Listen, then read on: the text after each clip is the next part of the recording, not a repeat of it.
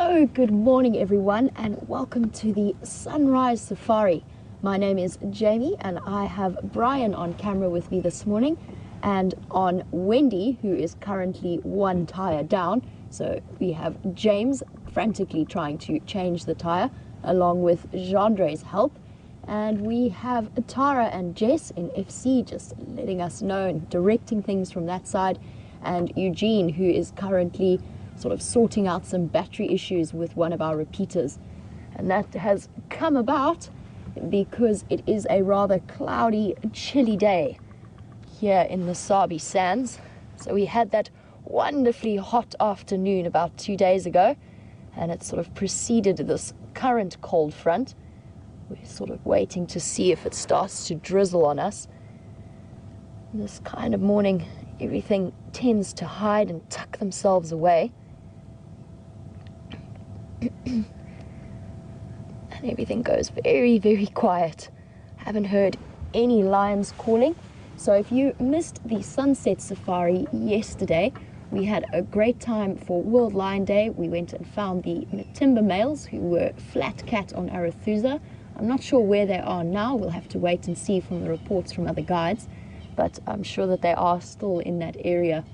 Didn't hear any lions calling last night. It's been very, very quiet after all of the drama and noise and friction between the Birmingham males and the Matimba males.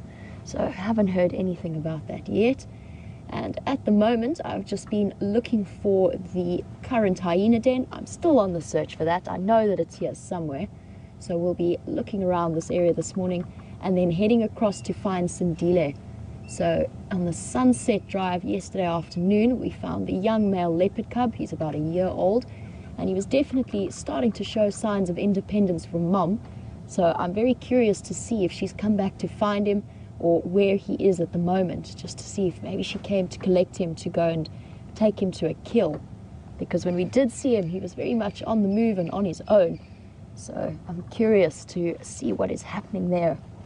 If you guys are joining us for the first time, first of all, please let us know if you are a new viewer. It's always great to have new people on the back of the safari vehicle with us. But this is a live safari, so what you are seeing now is happening right here on Djuma Game Reserve in the Sabi Sands. And we might cross across to Arathusa a little bit later, which is just to the west of us. And it's also an interactive safari. So if you've got any questions about what you are seeing out here, or any comments that you'd like to make, if you'd like to tell us about your experiences coming to visit South Africa or what you'd like to see, then you can send those through to #SafariLive on Twitter or to questions@wildearth.tv. And it's going to be an interesting day ahead. This kind of weather always makes especially tracking just that little bit more difficult because the light is a bit of a struggle. It's hard to see tracks when there's no sort of sunlight coming and creating shadows on top of them. So we're going to be driving nice and slow and checking very carefully. And hopefully some of this heavier cloud stays a little bit further away from us so that we don't have to worry too much about being rained on and having to rush for cover and keep some of our equipment safe.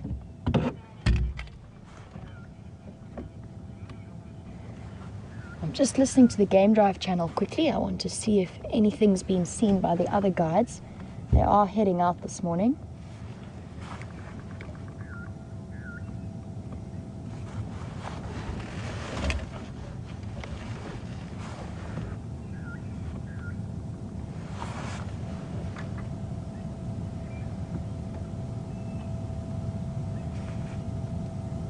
So for those of you who might be joining us for the first time, and we've got a little bit of an interesting conflict that's been happening between the lions of this area.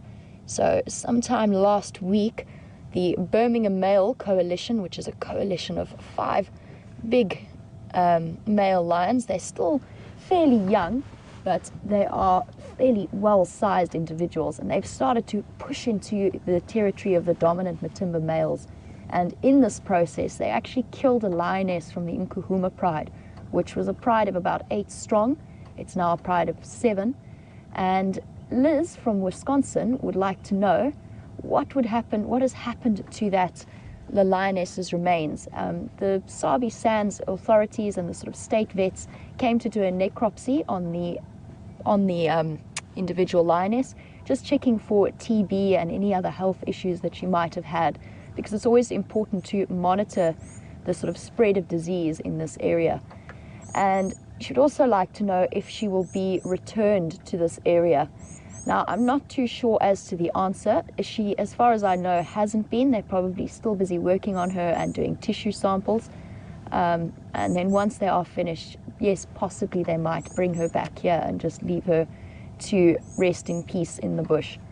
But we won't be sort of privy to that sort of information, unfortunately. And it also, of course, depends on the results of that necropsy. So whatever they find there might determine whether or not they bring her back here. But it is a very, very sad situation, unfortunately, just one of those things. But we have to remember that lions have a great way of controlling their own population. It is unfortunate. It is just the way things go. And if you've got really, really high lion densities in the area, then it does start to affect other animals such as leopards and spotted hyenas and cheetahs. It's very, very well documented that population densities of lions that are too high, you start to affect the other animals in the area. So a sad part of life, but one that will continue to play out over the next few years. And we do have those wonderful Styx cubs, which are sort of 4 months or 5 months old now. Very, very cute little bundles of fur, and hopefully their mothers will keep them nice and safe and secure. And then if the Birmingham males do come in and take over the brides, they will also then start passing on those incredible genetics that they clearly have. They really are, for young lions with manes that aren't even coming in yet, they really are spectacular looking. So we can imagine that they will have many successful generations to come over the next few years. And as I mentioned before, James has got a flat tire on Wendy. Now, I have a horrible, horrible feeling that I might be somewhat responsible for that particular tire. I was driving the Wendy yesterday, and we were sort of moving through quite a serious monkey orange thicket. So it could well be my fault that he's sitting with a flat tire. I'm sure I'll hear about it later.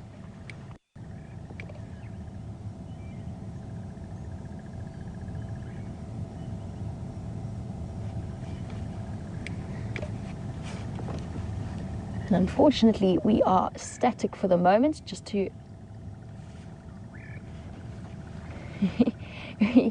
we had to stay still for the moment just to make sure that we didn't lose you and we didn't lose the live safari. However, James has managed to change his tire, so he is back up and running on Wendy again. So we're going to cross across to him and see what his plans are for the morning, and I'm going to head off on the tracks of Little Sindile, and I will catch up with you a little bit later.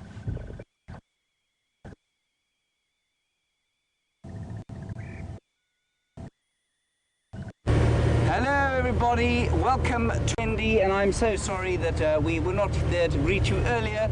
Unfortunately, we had a mechanical issue in the form of a flat tire, which is now mercifully fixed thanks to the mechanical skills of Jean-Dre, who is on camera today. Say hello, Jean-Dre. Hello. There we go. Jean-Dre, of course, along with his many skills as a cameraman, raconteur, and generally fine fellow, is highly capable with a spanner and some nuts.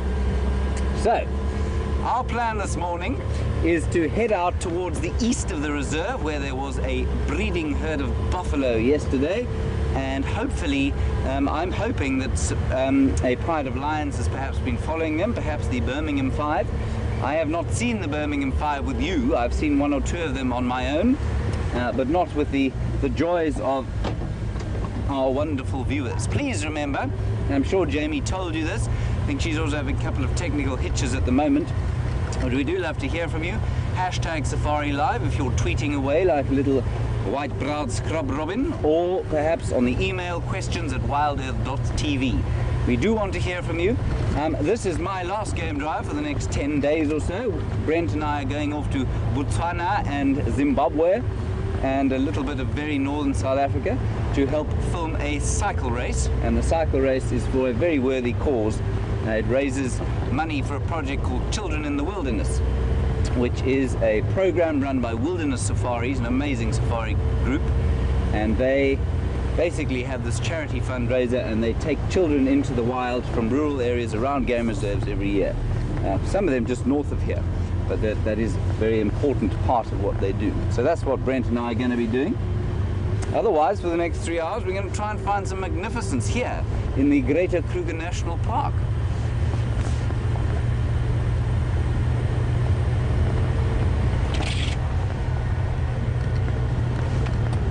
It does, of course, mean that we don't have a spare tyre for the drive today.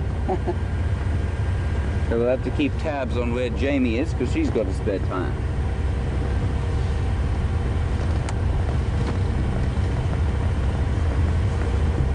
Now, I have sort of taken this easterly route the last 4 times I've been out here, and not much has come up on it.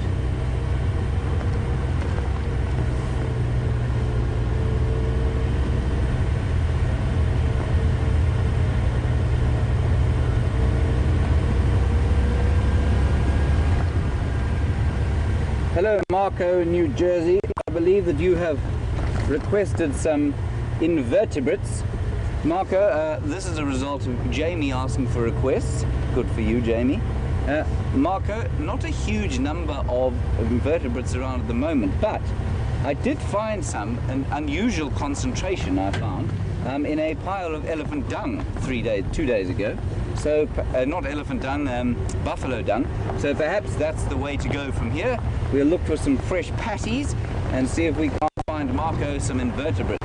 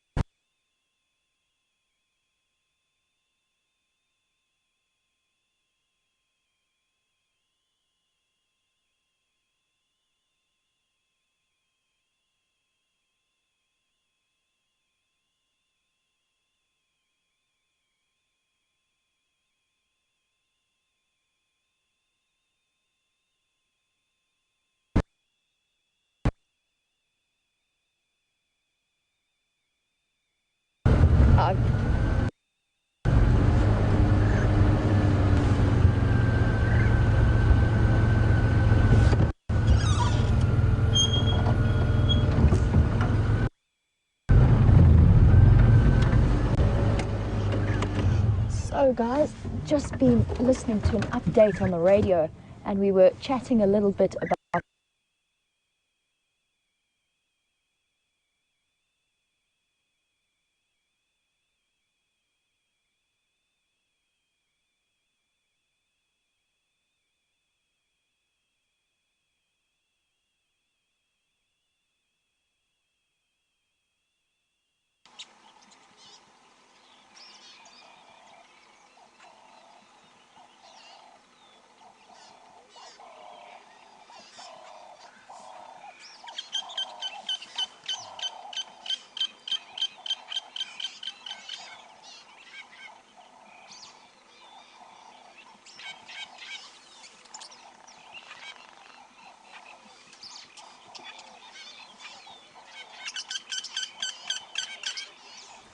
Hello everyone.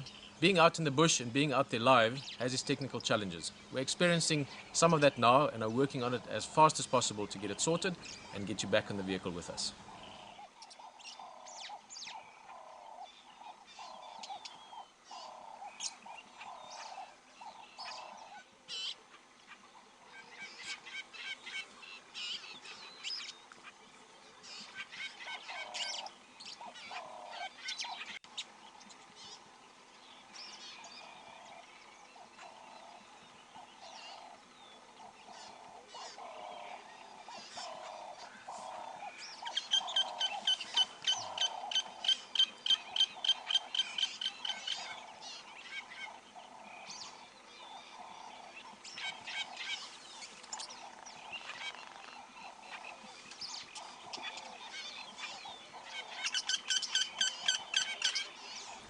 Hello everyone.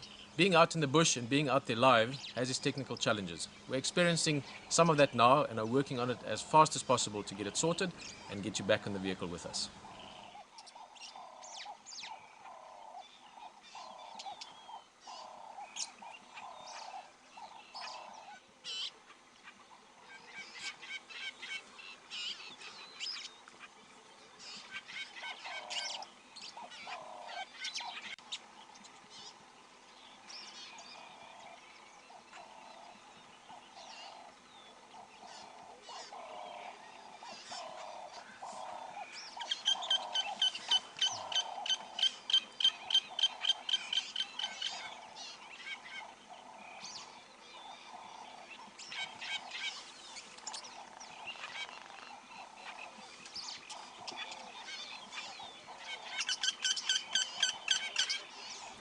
Hello everyone. Being out in the bush and being out there live has its technical challenges. We're experiencing some of that now and are working on it as fast as possible to get it sorted and get you back in the vehicle with us.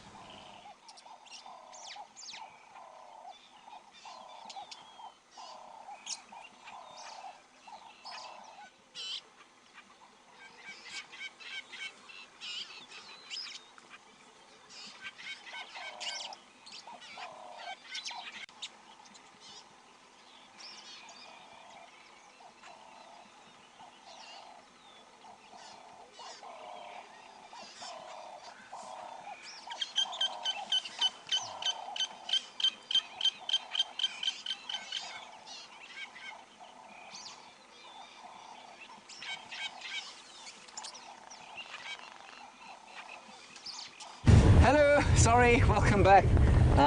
Trouble with the signal today. Eugene is on the problem. I think we know what the problem is too. I think it's a faulty battery of some sort, so we should be okay. Jamie is going to find a termite mound where she will stand still for a little while. I'm going to have to go down through a dip here, which may result in you losing us again. If that does happen, I'm most apologetic. Anyway, it sounds like the Birmingham boys have killed on Torchwood, which is east of us. They've killed a buffalo there, so they've done precisely what I thought they were going to do, or hoped they were going to do, just not in a place where we can go, which is most inconvenient and very unkind of them, and I shall have a strong word to them when I next have them visual.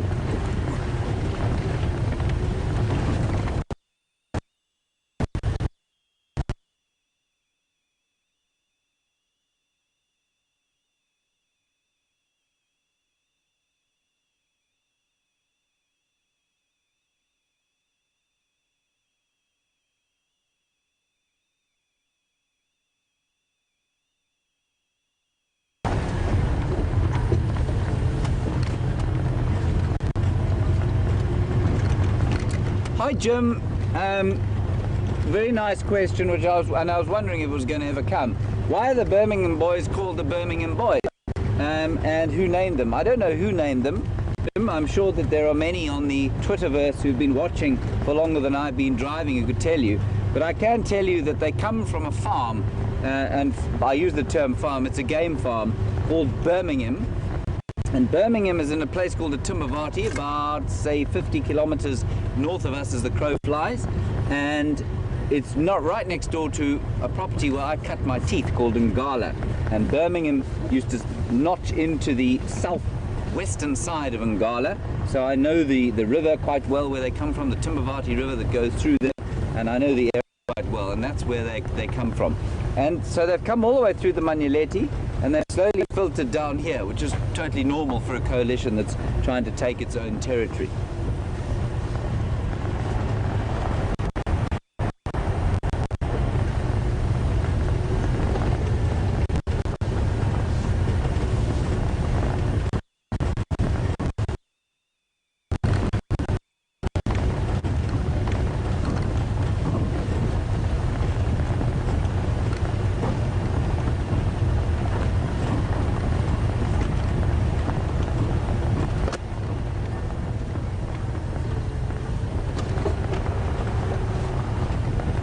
Really nice question from Bob, just on lion pride sizes and that sort of thing. And, you know, will the death of that lioness in the Kahuma pride affect the pride, and how will it affect the pride? Bob, it does affect the pride. And you've asked, is there an optimal size? And it's again, not an easy, it's a very nice question because it's not easy to answer. There is probably an optimal size of pride dependent on where you are. In this particular area, the optimum pride seems to be 3 to 4 females. So the Nkuhuma pride was very slightly above average size, and then their attendant offspring, and then they will normally be dominated by a coalition of 2 or 3 males in a particular area.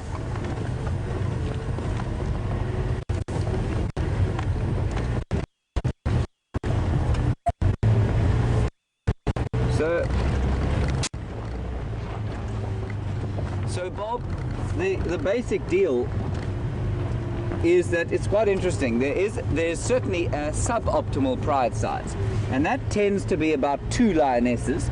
Apparently a single lioness will do a better job of hunting on her own than will a pride of, say, 2, and that's quite interesting. But once they get above 3, so say 4 to 5, or yeah, around 4, then the hunting effectiveness of the pride tends to go up. So that's quite interesting. And so you do get areas where, say, there's a pride of 3 or 4 and 2 get killed, or 1 gets old and dies. The pride effectiveness then does go down if there are only 2 lionesses, and I've seen that happen. And normally, however, what's quite interesting to me is that females' prides seldom take over territories from other female prides. Say let's take the Nkuhuma pride. Let's say it reduces down to 2 lionesses only. Their territory size might shrink a little, but they won't be kicked out, quite interestingly.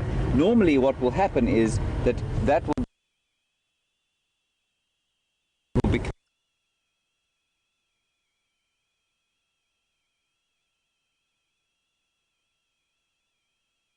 act as a sink that will attract other prides into the area.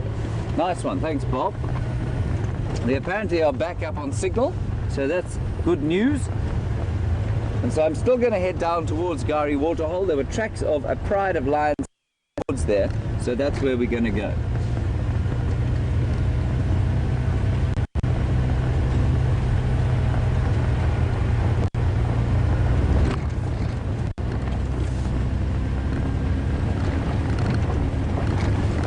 Now apparently I have lied to you, I'm sorry about that.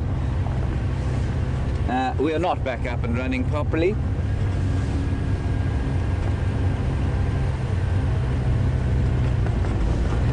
And then just on the subject of dead lionesses, the dead lioness that was killed by the Birmingham boys the other day was taken away for necropsy by the Kruger National Park to check on tuberculosis largely. And Joel, you want to know, if it was left in the bush alone, would it be eaten by other animals? Absolutely it would. Sometimes by other lions, sometimes by hyenas. Oh, look at that pretty sun. That's Jean-Ray, you want it? Is this all right? Yeah. I'm just going to quickly show you the sun peeping up over the horizon. Well, it's well up over the horizon. That's just a little piece of cloud that it's coming up over. So Joel, absolutely the lioness would be eaten. Sometimes they get left alone, but they do quite often get devoured by hyenas and other lions.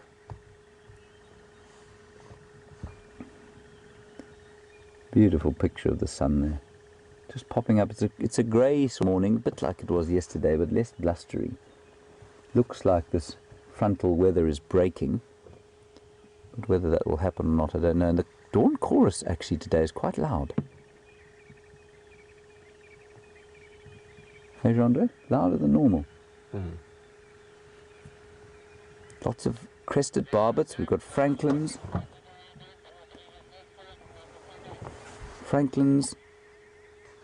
arrow-marked babblers, white-browed scrub robins, of course, my favourite. Grey go-away birds. Quack.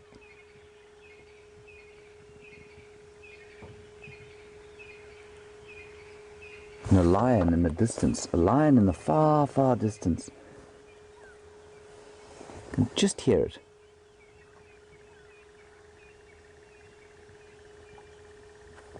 Probably more than 5 kilometers away, not on this reserve.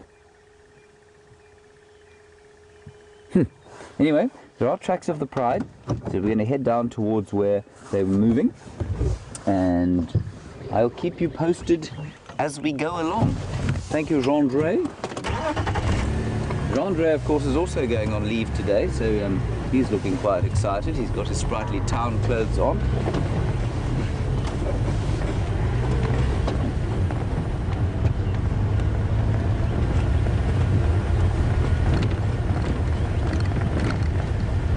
Going to quickly talk on the radio. Copy, thanks Lee. Yeah, we've still got signal issues. I'm going to stop at Gari Waterhole. Please keep me posted. I would like to come and help you once we're back up and running.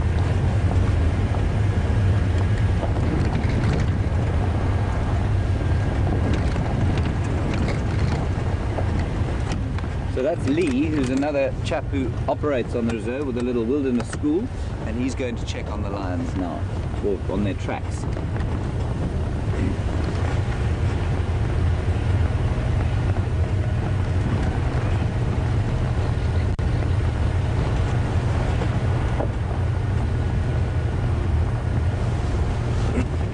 So Derek and Edward, two nice queries about the Nkahuma Pride and where and what they might be doing. I know that Lee might well be following the Nkahuma Pride. It could be the Sticks, it could be in the Nkahuma. It's right on the sort of boundary of where their two territories meet.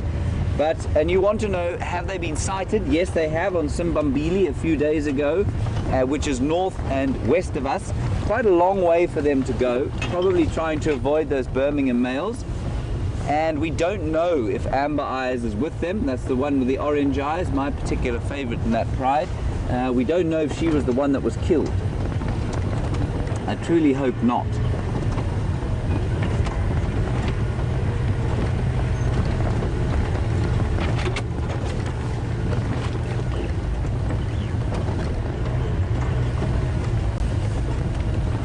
Right, we're approaching Juma Waterhole. You know, so often the best way to do game viewing is just to stop and listen and be. These starlings. Just got some starlings here.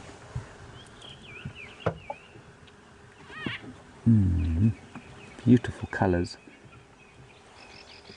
That's called the greater blue-eared glossy starling. Say that on a cold morning. Greater blue-eared glossy starling. And I know it's not a Cape glossy starling, which looks almost identical because I heard it call. It went... And that lovely call there is the chin spot batis. And there's also on the ground there, John, I don't know if you can see him, a crested barbet. Lots of birds calling here. There's the barbet, playing with his friend the starling.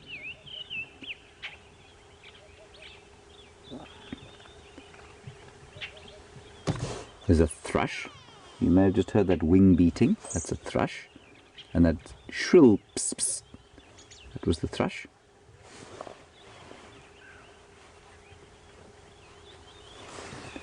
And in the distance, perhaps you can hear the hoopoe going boop boop, boop boop, boop boop.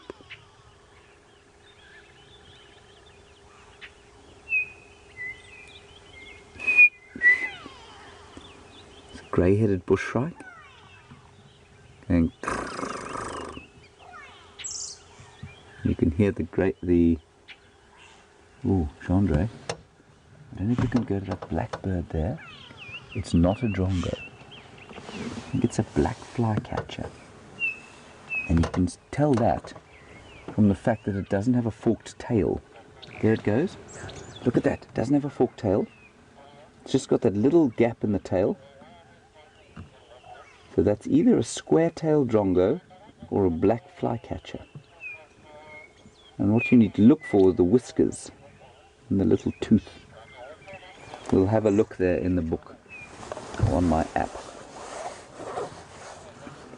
There he is. And you can see totally different behavior from the fork-tailed drongo. They seldom will sit on the ground like that and peck away. I think it's a black flycatcher.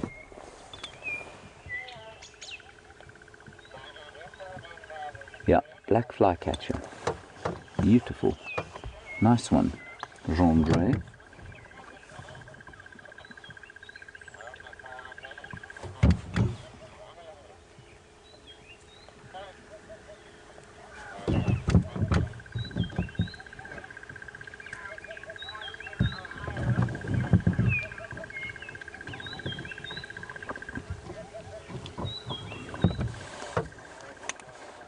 Molly, while we're sitting in this beautiful little bird party and listening to what's going on, Gendre, there's also a Birchall starling just to your left. You want to try and get him. Molly, you want to know if we get white-crowned hornbills here? We do not, but we do get 4 other kinds of hornbills, and sometimes 5. And you also want to know if we get widers. We do get widers. We get the pin-tailed wider. I will show you a picture, and we get the Eastern Paradise wider, and they come from a family called the Viduidae. That's the Viduidae. I hope you can remember that one, Molly. Those are the widers, and the hornbills are in their own family, almost entirely. And I'll just quickly find out what that's called for you. Hornbill.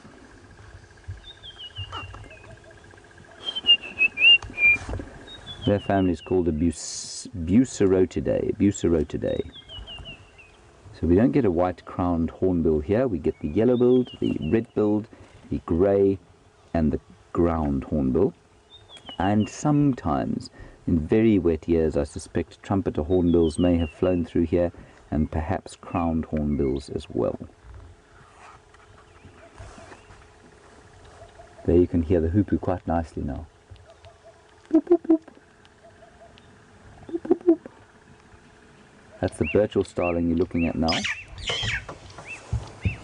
Oh, and a big fish eagle flying over the top, carrying something in his arms. That's why everything started to shout. That's why that Birchall starling started to go, pshee, pshee. Cool. Very nice. It's carrying a little piece of, looks like small mid-air snack of rotting catfish or something equally delicious.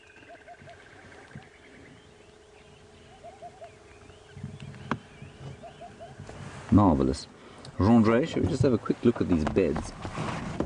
So, for everybody who perhaps doesn't know, these are the widers, and the widers are, these are the 2 that we get here. The widers don't look like this in the winter time, so you won't see them like this now. They look like they're females, which are those ones there. And what you will notice, perhaps, is that they have long tails, but they are also what we call brood parasites, which means they do not make their own nests, and they tend to parasitize things like waxbills and something closely related called the Melba finch, now called the green-winged Pytilia. So they don't make their own nests. They're like the cuckoos, brood parasites. And this chap, the pin-tailed wider, is a particularly vicious fellow, and I've seen him chase endless numbers of birds away from really nice feeding spots, so they're not very nice at all. Right, so we're going to leave the birds. Just one more thing about the birds, which is very interesting, is that they are what we call, those tails have a very strange evolutionary function. We don't know why they have them, but the best theory so far is to indicate fitness. So they're a hindrance to flight. They make it difficult for the bird to fly. But if a male is able to survive having such a hindrance on the back end of his tail, the longer that tail is, the greater the hindrance, exactly like a peacock sort of thing. And so the longer the tail, the more difficult it is to fly. And if he can survive, it indicates his fitness, his ability to overcome disease and other troubles. It indicates that he is much stronger than males with a shorter tail, and so he's likely to pick up greater chances of mating with those females. Right, we're going to go across to Jamie, who's got some kudu, I believe, and I will see you a little bit later, perhaps, hopefully, with the ability to move. See you just now.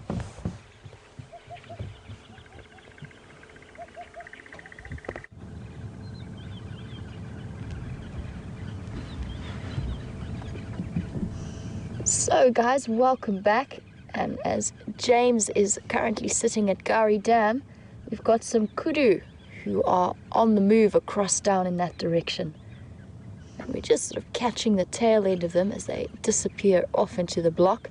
I'm going to just shift forward a little bit and see if we can just get one last visual of them disappearing across, because they are such beautiful antelope this time of the morning.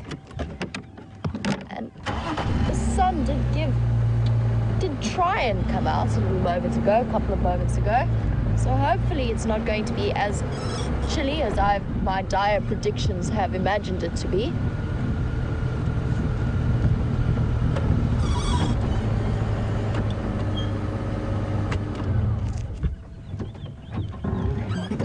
Tucked away in there,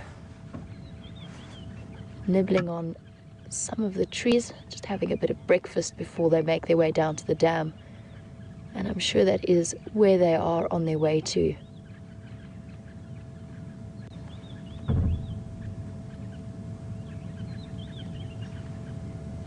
And it's actually fascinating to watch their body language, how much more comfortable they were as soon as they crossed into this thick block, because they were moving across quarantine clearings where there was absolutely no cover. And you could see just by their body language, by the way that they were walking and how alert they were, that they were much, much more on edge until they moved into, even if it is just a small block, it has nice vegetation cover for them. And immediately the body language relaxes and they start to feed. So just a little interesting observation in terms of the habitats that animals prefer and are most comfortable in.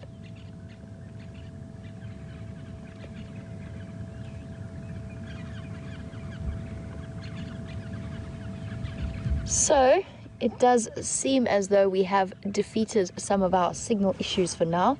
We do apologize for any difficulties you might have experienced, but it does mean that we can now start driving in the direction that I originally wanted to do. So hop on the back and let's head off and see if we can. I'm just going to bypass where I think the hyenas might be and then head across to where Sindile was last seen, just to see if maybe if Shadow has come to pick him up.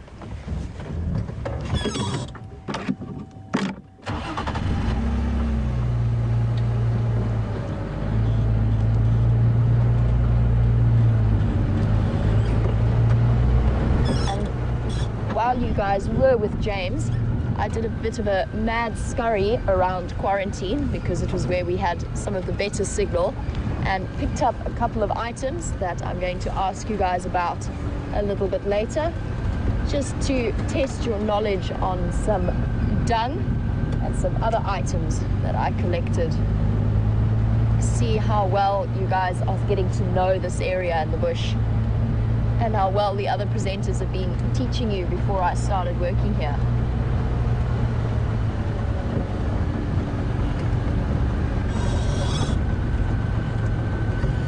I'm just going to stop here for a moment and see if we can get these crested francolin that are wandering by. And the reason that I wanted to do that, sorry Brian, I know that they are dashing through, but this little bird here, we very, very often hear them calling, especially in the morning and the evenings. And they're also sort of a sneaking leopard or lion's worst enemy, because they tend to squawk and make quite a lot of alarm call noises in response to those predators, and they give away their position. And I've just read something really, really interesting about their relationship with wild dogs. So any of the other predators, they start alarm calling because there's always the possibility that they might be the next meal. But in fact, they've done some research into the fact that when it comes to wild dogs, they are completely tolerant of each other. They actually seem to have some kind of special relationship. So even around den sites where the pups are being raised, the francolins will be seen interacting and moving very, very close to the wild dogs without fear. And they think that maybe it's just kind of a sort of cleanup operation. So the wild dogs allow the francolins to come in and just keep the den area a little bit cleaner and more sanitary. The pups even try and play with them rather than hunting them. So just a really, really interesting And there we can hear them calling like that now. I don't think it's their alarm call, they're just calling to each other, but that is what I was talking about. Yet they don't seem to do that call in response to wild dog presence, and wild dogs will leave them alone and not hunt them.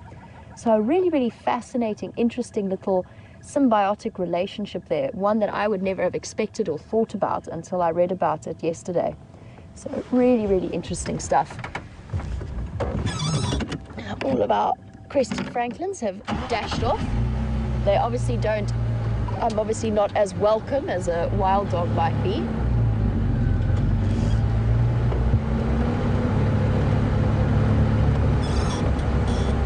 And of course, when wild dogs are denning, the adults go and bring food back and then regurgitate food at the den for both the adult babysitters and the cubs, or sorry, the pups. So it also means that you get quite a variety of raptors that tend to associate with wild dog dens and come down and just sneak some of the snacks, whatever they can find in that area.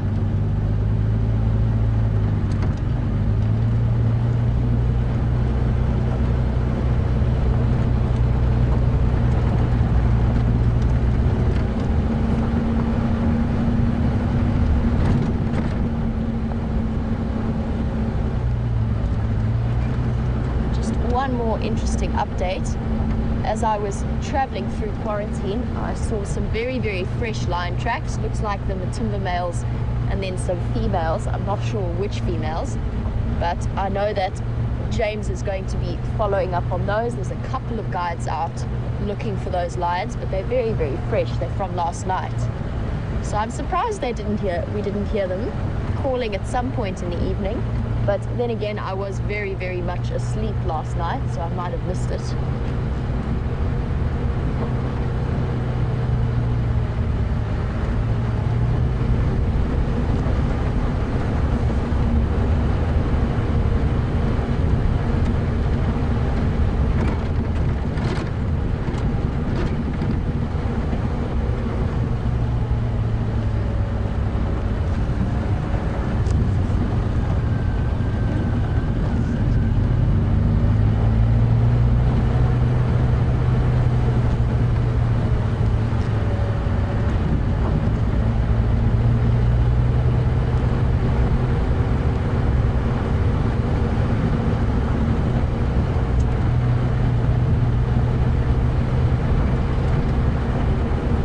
Guys, I was just listening to the Game Drive radio,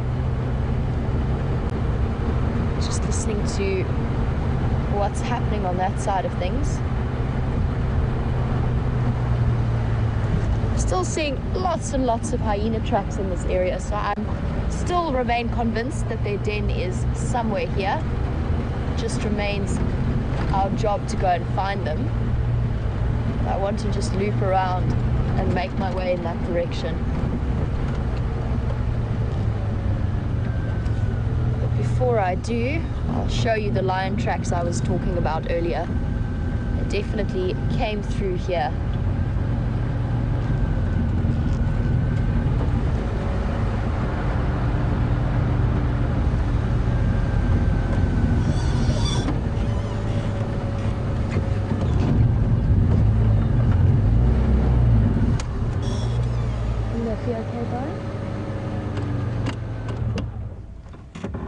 Here we've got the whole pride making their way along the road and then cutting southeast.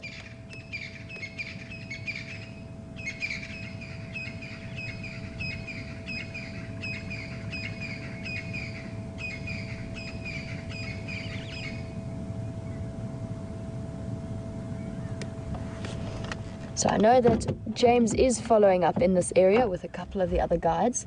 So I'm going to leave those for him, and we are going to continue with our original plan of looking for the hyenas and then looking for what happened to Sindile after his little show of independence yesterday, moving off away from wherever Mom was hunting.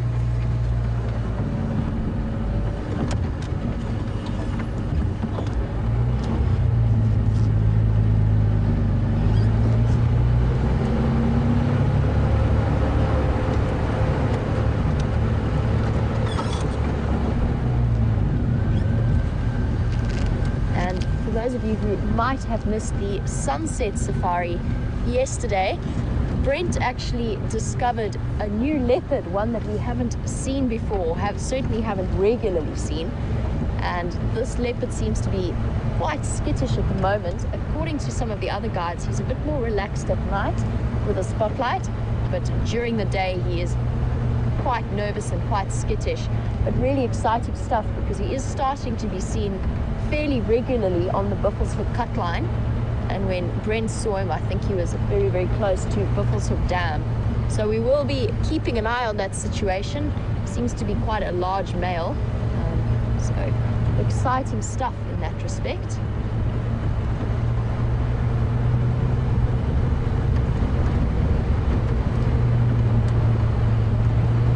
Just going to say hello to some of the neighbors.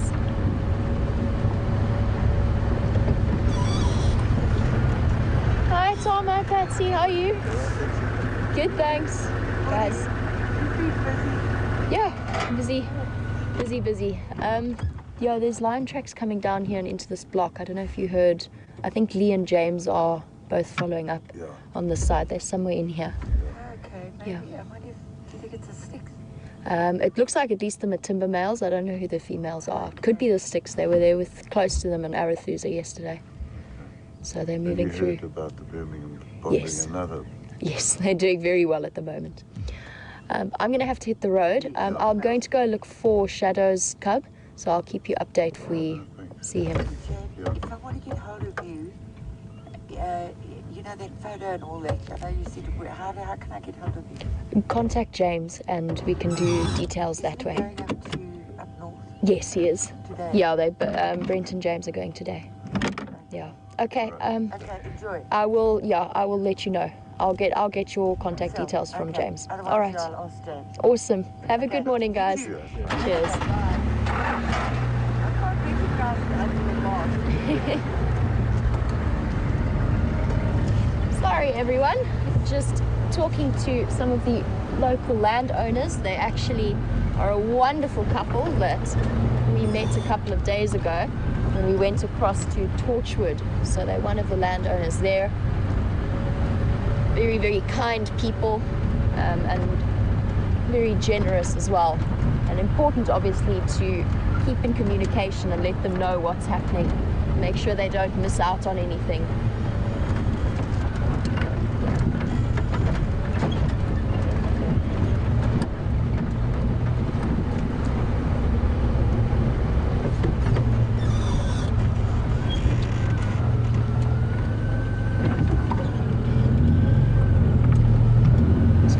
See if this little one stays here. I'm not sure if he's going to. I think he's going to move off. We do just have a little male steenbok.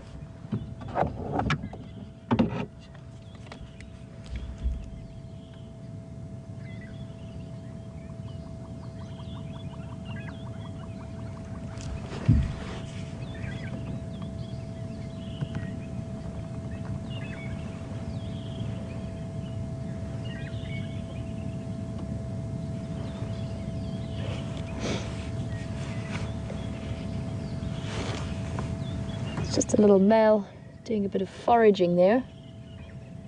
And we've actually been seeing them doing this digging motion that he's doing more and more. And I think that is just as a result of how dry everything is. They're out to get down to the roots and the bulbs that are underground and just carrying a little bit more nutrition and a little bit more water content. But we have actually, I know that Brent had a steenbok there. You can see he's chewing. Obviously found what he was looking for. I know Brent saw them doing that a couple of days ago, and we're seeing it again. And I'm sure we're going to be seeing this behavior more and more frequently as the dry season carries on.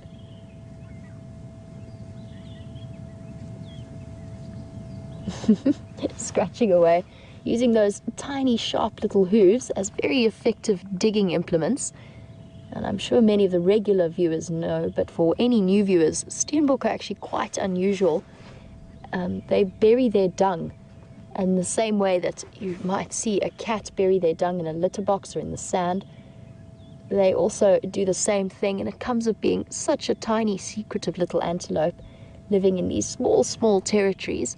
It's useful to just try and mask your scent and keep yourself a little bit hidden. But what is interesting about that behavior is that duiker, so the grey duiker, who are only just a little bit bigger than they are, will do something or fill a very similar ecological niche, also have small territories, are also secretive, and yet they don't do the same behavior. But in this case, this digging motion is very definitely looking for roots and bulbs under the ground. I'm not sure what he's sniffed out. Obviously possessing a very powerful sense of smell.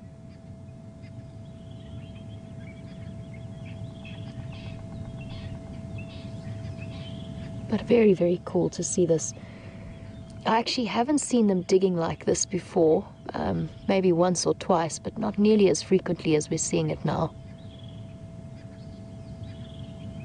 And this is probably also a good area to do it in. Just looking at where we are in the vegetation around us, it is a seep line, and it seeps down we're quite close to a quite large drainage line. So there's plenty of water flowing underground or moving through underground, which maybe gives that little bit of a higher nutrition content to the plant life that's around here.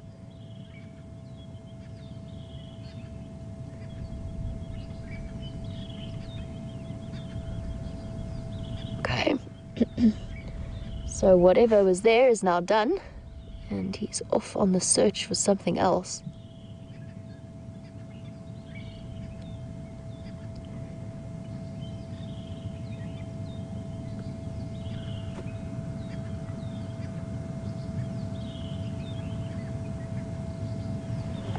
Nibbling away still at the base of trees, just carrying on with his breakfast.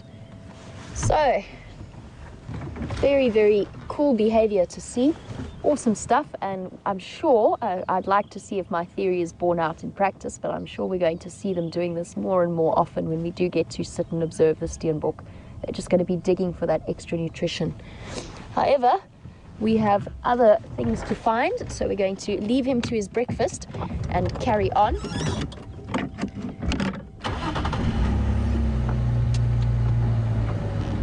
And as many of you will know by now, James and Brent are off today. They are heading off together to do some filming, and we do wonder about the sensibilities of sending them off as a group or as a pair into civilization.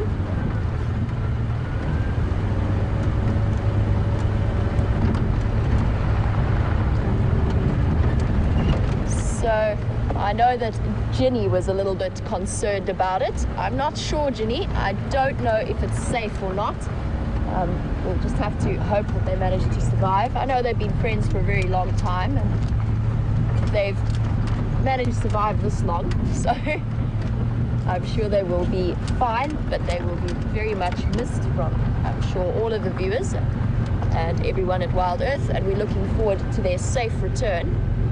And I know that Jeandre is also off on leave today, so we're going to be, Steph and myself will be doing drives pretty much solidly for the next week or so until Scott and James and Brent decide to return.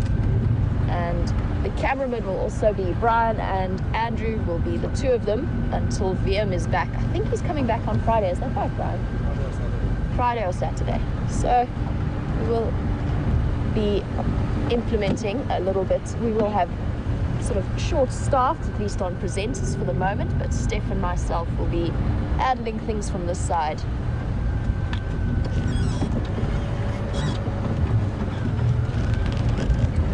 So this is very, very close to where I think the hyena den is. I haven't been able to walk that area recently. I haven't been able to walk this area recently because last time I tried there was a lion pride, and then when I went back there were about 30 Duggar boys or big male buffalo. So I've held off on exploring this particular aspect, but I do see lots and lots of hyena tracks on the road.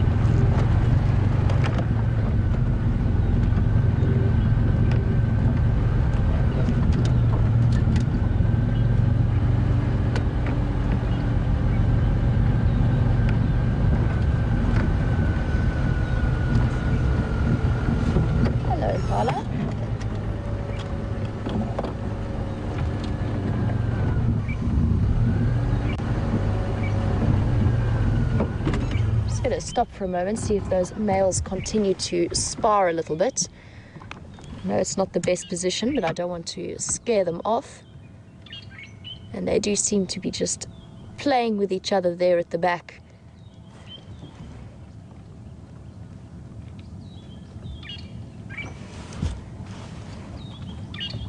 Ooh, just a little bit of teenage fun, and still sort of showing that behavior of chasing the females. Even though we are past breeding season, the females do enter a second period of estrus just after the mating season. Those of that they did not fall pregnant, they have a little second, very short estrus cycle, but that would have been over by now anyway, and most of these ewes will be pregnant. It's a bit hard to see at the moment. We won't be able to tell until another 2 or so months before they start showing. But the males, especially those young ones at sort of 2-3 years old, are still exhibiting the high spirits and their instinctive herding behavior. So we were chatting a little bit about James and Brent going off today, and then Scott is also off, and when they all come back it will be my turn to go on leave. And I've actually did a 6-week work cycle and then came straight to WildEarth, so it's been a very, very long time since I was back in a city. It's been close to, I think, 3 and a bit months since I was last in Johannesburg, and I will be heading back across to visit my family there. And Dr. Debbie would like to know, good morning, welcome to the Sunrise Safari. I'd like to know if I have trouble adjusting to the sort of nighttime noises after spending extended periods of time in the bush. And the answer to that is absolutely. When we are out here, we're very much attuned to what's going on around us and the noises around us. And you pay a lot of attention and you get used to that. So you're not as used to blocking out the background noise of a city, the traffic sounds, the sirens. And I do find I struggle with it quite a bit. I'm always asking for the television to be turned down or trying to ignore the sounds of the traffic or the helicopters. And every time I see a helicopter fly over, I look up to try and work out where it's going and what it's doing. It's just sort of instinctive habit. So I always struggle a little bit to adjust when I go back. I'm not really a city person at the best of times. And it takes some time to adjust to the sort of tension that comes with city existence.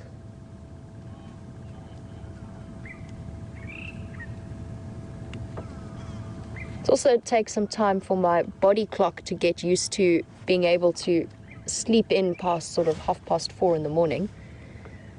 And it's usually I start to be able to sleep in right at the end of my leave cycle, and then it's time to wake up early again anyway. But still very good to have an opportunity to see my family and to see my little brother, who's only in the country for the next few weeks. So I'll be happy to see him.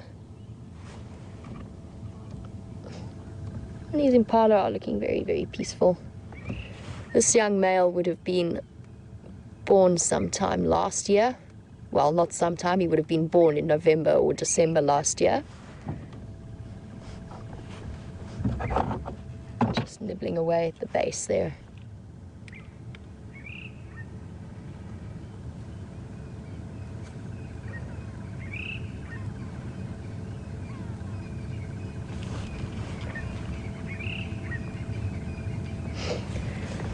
So we've got this nice mixed herd moving through here of impala, and we saw that little solitary steenbok earlier. And Charlie would like to know if duikers move about and forage solitary, or if they move about. She says that she's never seen them more than one at a time, or doesn't think she has. And yes, typically they are similar to steenbok in the way that they operate. So the male and female have their tiny little territory that they defend, but they do tend to forage fairly solitary. That's not to say that you don't see them together sometimes, though. I have definitely seen a couple of duiker together, and occasionally then you'll see mothers with offspring, slightly older offspring, traveling as well together. But typically the most general situation that you do see a duiker, they are on their own, sort of foraging for food. So yes, indeed, most of the time you would have seen them, they would have been on their own.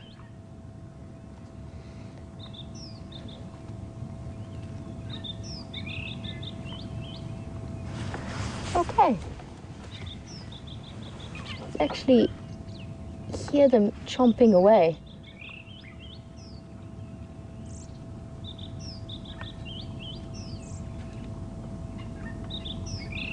And just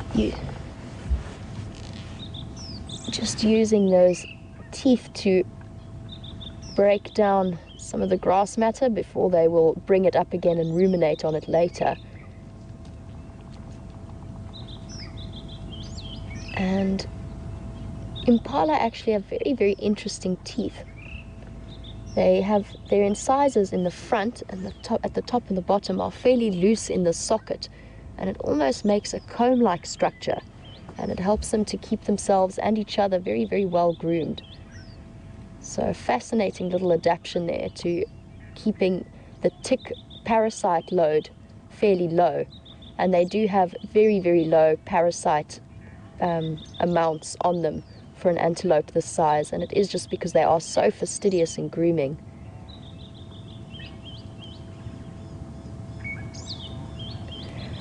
And we've got lots and lots of birds calling.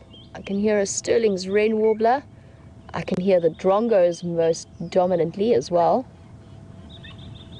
And I'm sure I heard a white-browed robin chat as well.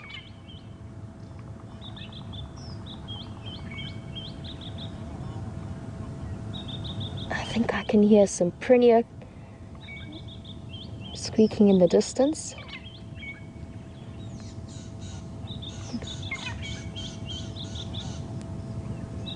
And a rattling cisticola has also started calling.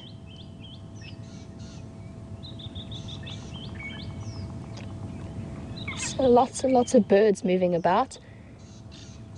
Might be a bird feeding party, but also useful to follow the impala and just collect the insects and whatever else they might have dislodged.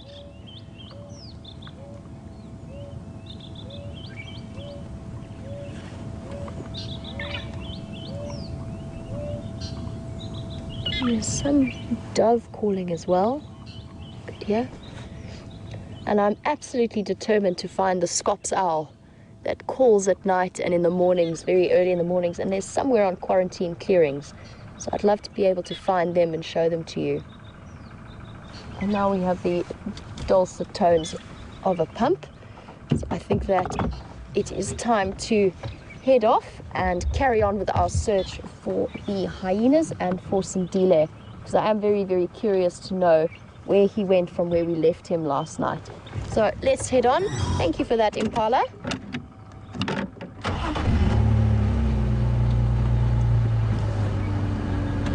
It's all right, little one. You can go.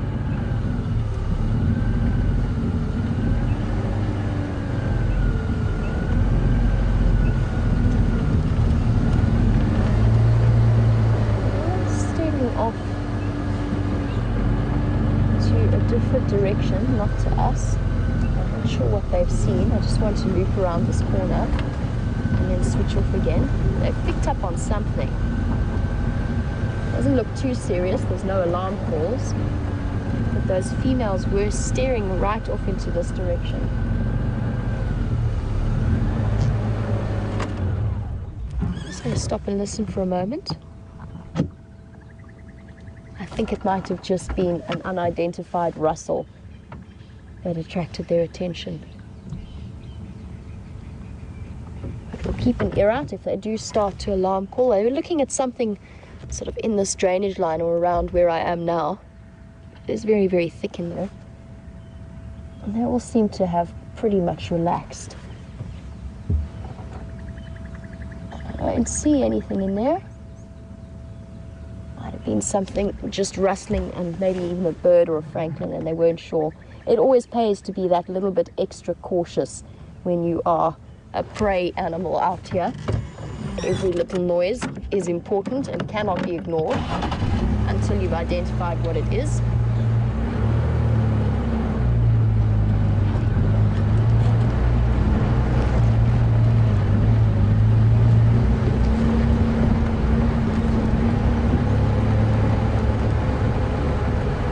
So my suspicion is that the hyena den is either somewhere in this drainage line or just off to the left of us in one of these termite mounds.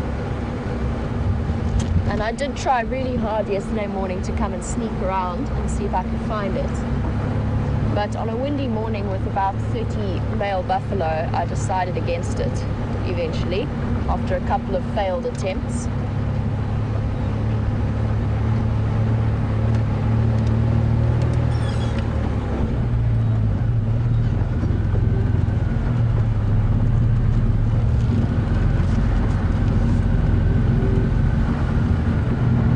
During the times that we have seen them since they've moved from their den, this is the area that they've been in.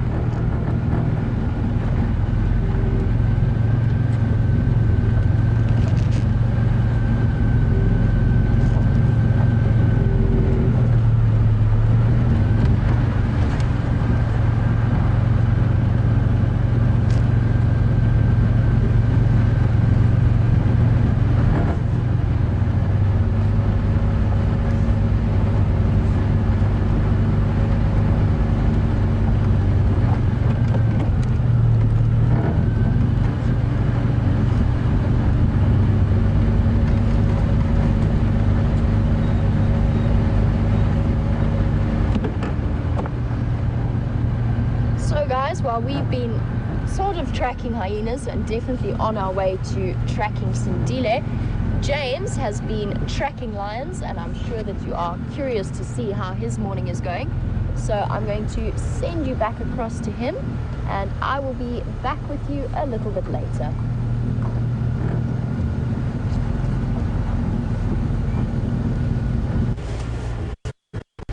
Hello everybody, welcome back to Wendy, and well, it's been a frustrating morning so far. Those lion tracks have gone south into Chitwa, not onto Vuyatela, so we're not following them anymore. Good news is though that Lee, who I mentioned earlier, has found some dog tracks. Now these are probably those same 3 that we had a few days ago, and so we're going to just try and help him follow up on them. The disadvantage of course with dog tracks is that they do move so fast and so far, so it is a little bit of pot luck. Anyway, we'll see what happens. They were around the place, so that's good news, and also some elephants in and about the place, so we'll see if we can't have a look at them a little bit later. So that is the general plan. So I would like to see some wild dogs before I go off to the wilds of Botswana. But if we don't, we don't.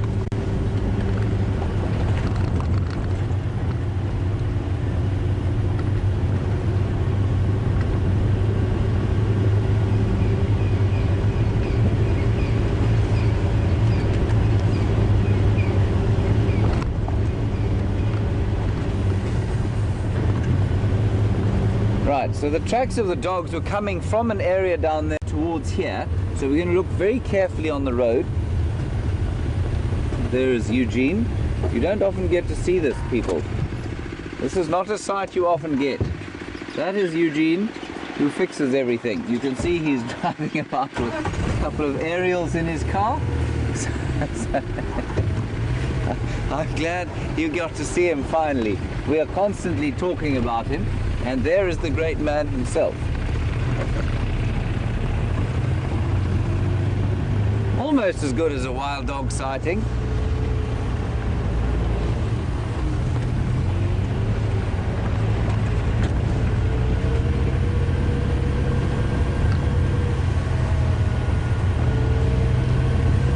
Right, so the tracks were heading in this direction, so we'll just drive along this road and see what pops out. We had some questions a few days ago about leopard orchids and orchids that grow in trees, and there's a good one on this road, so I'll stop and show you that, and we'll have a listen. Remember, it's a good idea to listen for wild dogs, and they're woo, woo, call. What's this? That is a hyena.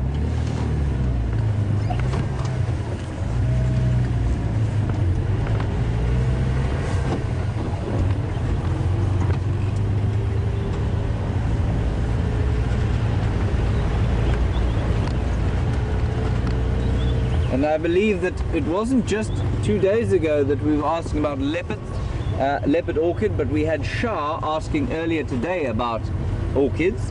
We'll just have a quick stop at these Impala and have a listen. And the orchid that I'm thinking of is not far from here at all. Sorry, John, I've got a terrific position.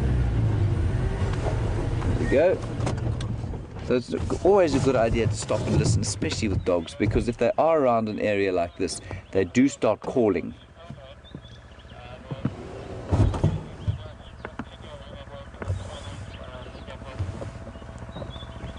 I'm just going to quickly talk to Lee. Copy, thanks Lee. I'm checking Finn's Road to Zoe and Rebecca Junction.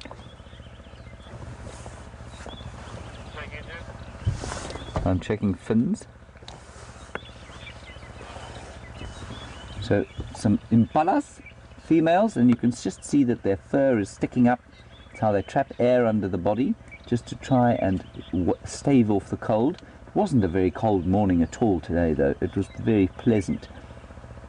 I'd say probably around 15 degrees Celsius.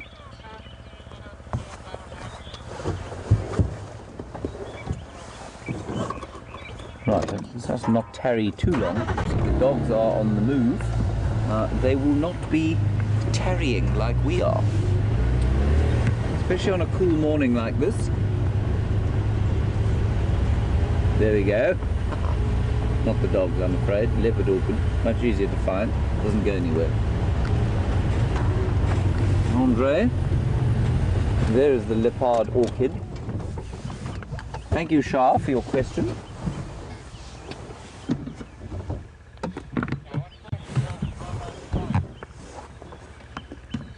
So that is a leopard orchid, everybody, and if you didn't know, they are very beautiful flowers, obviously not there now, and they've got yellow flowers with brown spots on them, and that's why they're called leopard orchids. And they like to grow in these dead trees, or a lot in mapani trees, which you don't get here, because the mapanis have got a soft heartwood, and obviously the wood of this old knobthorn, which met its demise at the hands of some elephants, has also got a heartwood that's being eaten away by fungus, and that's why the leopard orchid is managing to live there. And they'll flower around about Christmas time, you know. It's always a sort of a Christmassy type flower. Apparently they have a nice smell. I've smelt many of them and smelt nothing but sort of, well, vegetation basically. They don't have a particularly sweet smell as far as I'm concerned. But as soon as they flower, I will do my level best to climb up there and get some kind of an impression for you who perhaps don't have them at home. That's the only orchid that we get here. We get 2 species of leopard orchid, but that's the only one that we get around here. Lots of others in South Africa in the sand forests, probably on the eastern side of the Kruger, and then down in Natal in the sand forest you get lots of different kinds of orchids, and it's a study in itself trying to understand their lives. Amazing plants. Right, let's carry on. I cannot hear any wild dogs yelling. Andre, did you hear any wild dogs yelling? Negative. Oh, dreadful pity.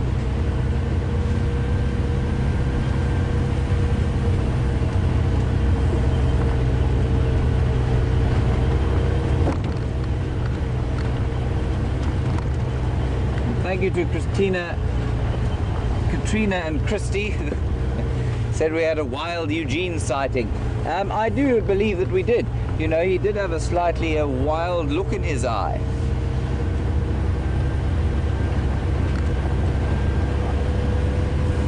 Just to give you an idea of where we are, Jamie, who's following up on where she saw Sindile yesterday, and Sindile is a young male leopard in case you perhaps have just joined us. He's about a year old. They're in and about this area too, so there's quite a lot of activity around here.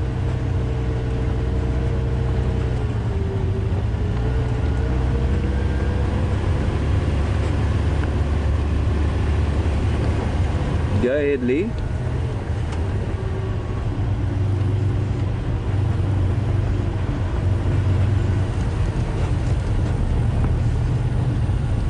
Okay, the tracks are heading here.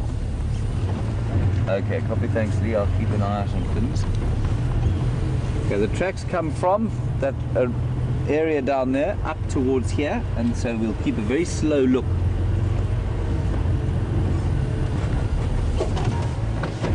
Right. Our wild dogs at Juma Waterhole, we're on our way. They're at the dam.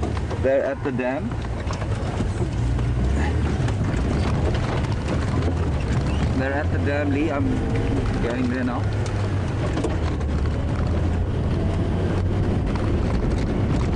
Gari Dam. Hey firm, Gari Dam.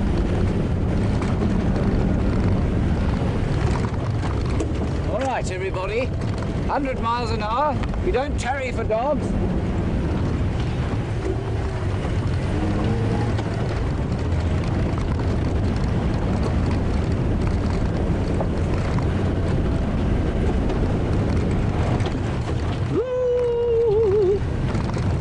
Most exciting. Please keep, if you happen to be watching the Gari Dam cam, or if you aren't, log on to it. I think that's where they are now, and that's where we're going to try and get to. We're about 5 minutes away from there. Jean-Dre is holding on white-knuckled. I don't blame him.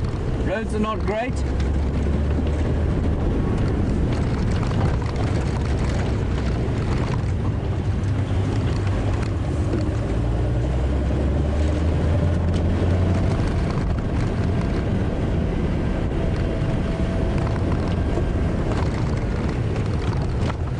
Luckily, old Wendy's back in working order. If she wasn't, this would be a fool's errand.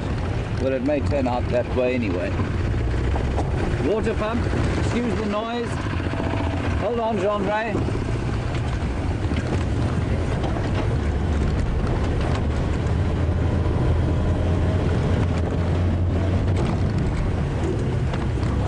Copy that, Lee. I'll keep you posted. I'm driving up to the ones.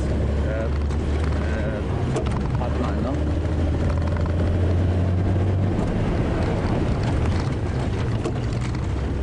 Right, apparently they're heading north from the dam cam.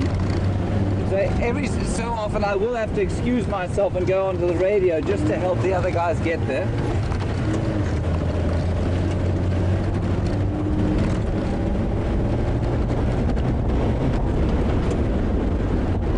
Right, nearly there. 2 minutes. 1 minute.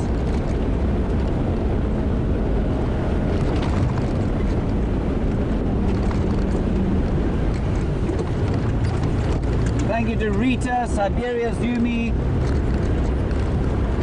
and various others who keep Pretty Nightmare, I think a few others who, and Ramey, who keep sending us updates on the dogs. Thank you very much. Please keep watching, pay attention.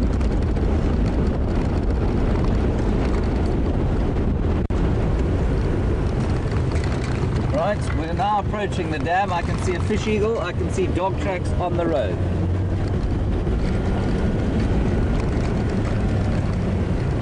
You can perhaps tell us which side of the dam they were, on the camera side or the other side of the dam. That would be great.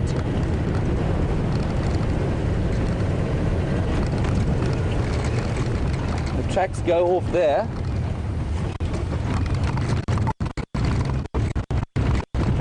Smell them. We're going underneath the camera here. Or just about. Oh, big hole. Sorry, John. Good. Go.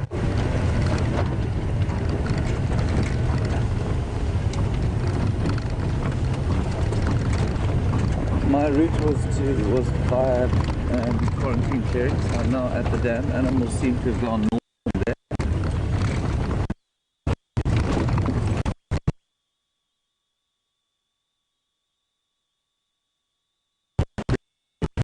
He's going to come behind them. From what I can understand, they've gone up there.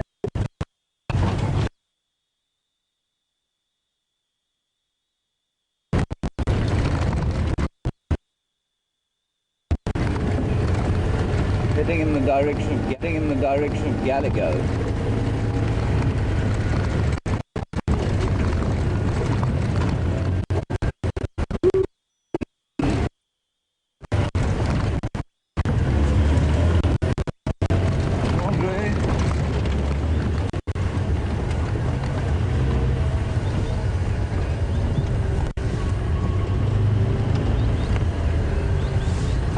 on off the road here. I'm going to switch off and listen. Please excuse me, I'm going to just talk on the radio.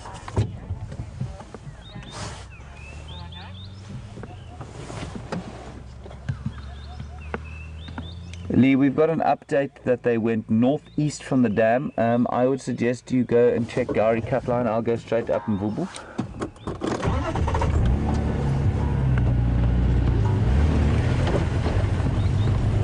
As I say, the thing with these dogs is that they move at such speed that to follow them track for track is almost a total waste of time. You've got to be quite intuitive about it. So thanks for your updates again. Going northeast, you said, from the dam. That's basically there into the thicket. This is not an easy block. And of course they can change direction.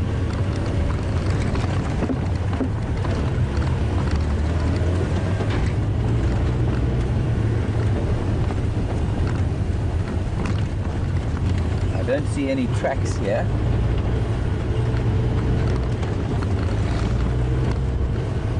Keep an eye out there, Jean-Dre. There they are. Got them. Yes. There they are. Can you see, Jean-Dre? Just through there. Yep. Animals mobile north, parallel with Mvubu Road. I've got them visual. They are 50 meters east of the road in the block, mobile north.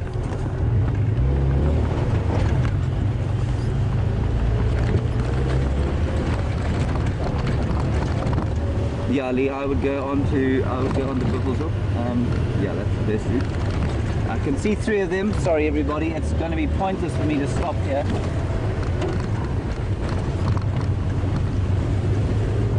Here we go.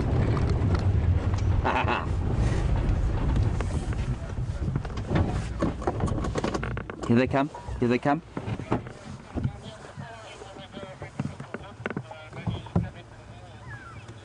Beautiful. Look at that, everybody. Yes, that's wonderful.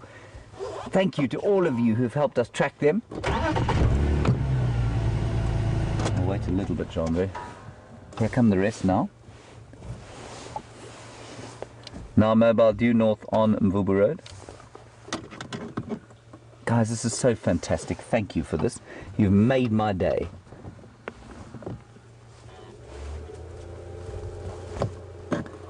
Stunning. Alright, Jean-Dre, I'm afraid we're going to have to move now. I believe there were 5 of them. Magnificent.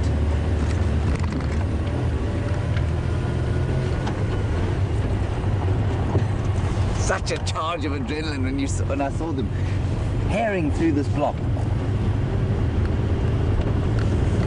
Never gets old. Magnificent animals. Look at them. Apparently there were 5. I've only seen, there's the other one there, just to our right.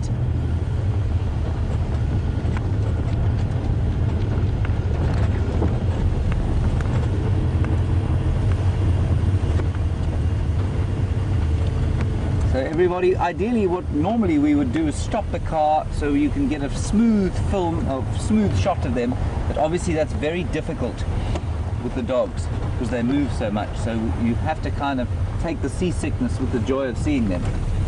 Can you smell them, Jean-Dre? That lovely wet dog, wild dog smell. Oh, that's beautiful.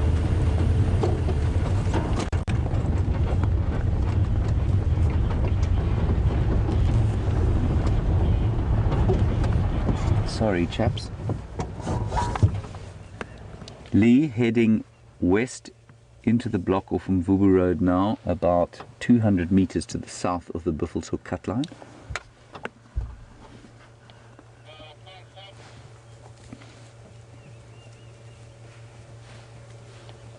Right, everybody, I'm afraid things about to get bumpy. Here we go. I think they've spotted something through there. Sorry, Jean-Dre. There is blood on that one's face. Can you see that? No. Definitely blood on the one's face in front of us there. Popping through this drainage line now, which I hope we can get through. I don't think we're going to get through here. Lee, come in, Lee. This has got something there.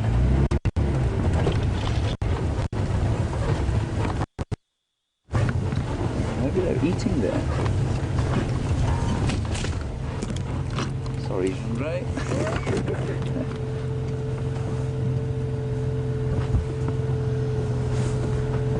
Just turn up here and find out what's going on.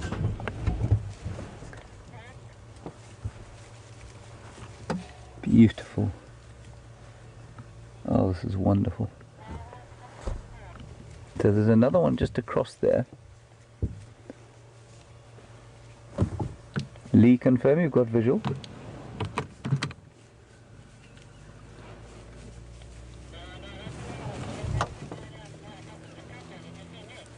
No, I can hear a car there, sorry. They're on a drainage line. They're still sort of heading north.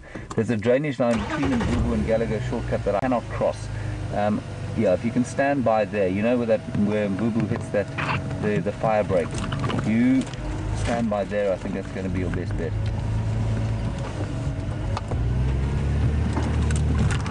Sorry, Jean-Andre.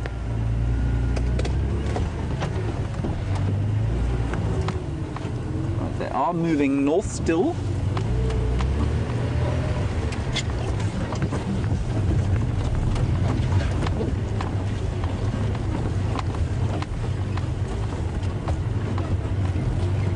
Okay, watch out here. See them there, Jean-Andre? Now they're moving.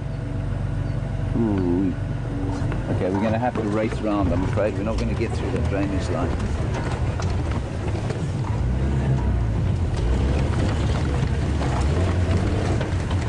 Whoa! Big hole! Okay, excuse me, one more second. Lee, mobile north, I've lost them because of the drainage line. Oh, stand by on that drainage line, you should get them.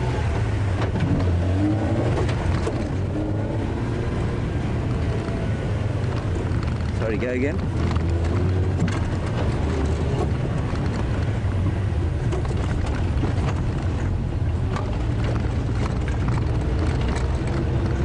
See where Mbubu comes out on the fire break there, there's a drainage line just to the west of that junction there, over there, coming out in that position.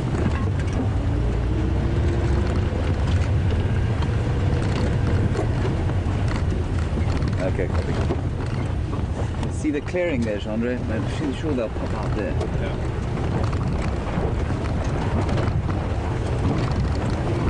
Here they are.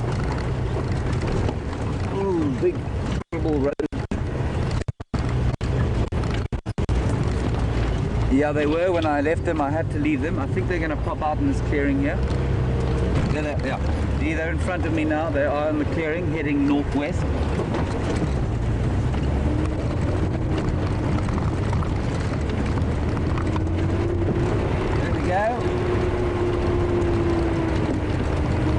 Going towards Biffle's Hook. Yeah, Lee, they're now between the fire break and Biffle's Hook cut line on the Hook.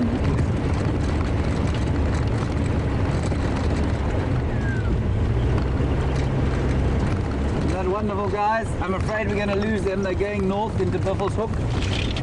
But they are on the hunt. What a wonderful privilege to see them.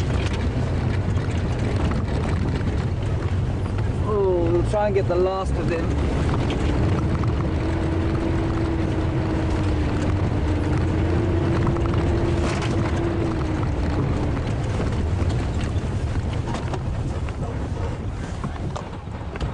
There they go through there.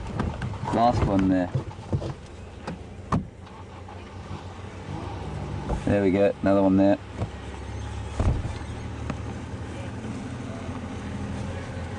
Ah, how wonderful.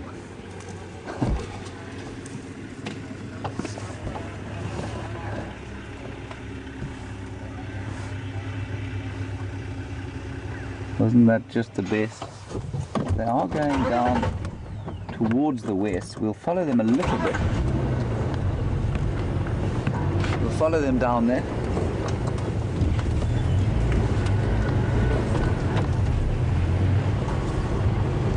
There they go. We can't go in there, I'm afraid.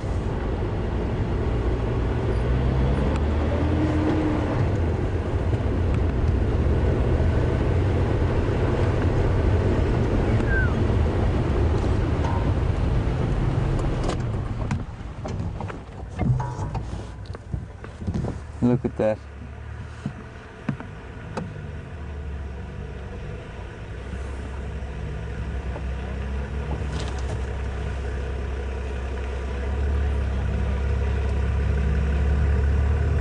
Maybe they'll spot something and come herring back across the boundary.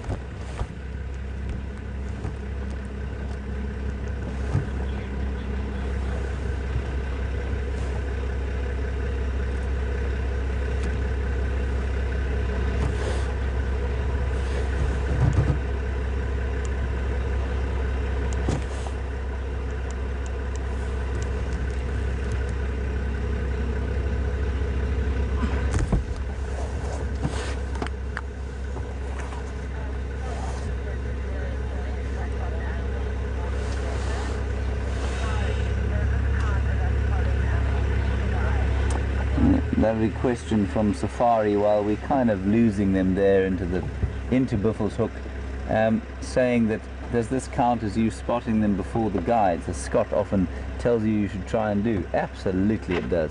You've made my day. All of you wonderful zoomies who keep an eye on the Juma Dam cam have really made my day. Thank you so much.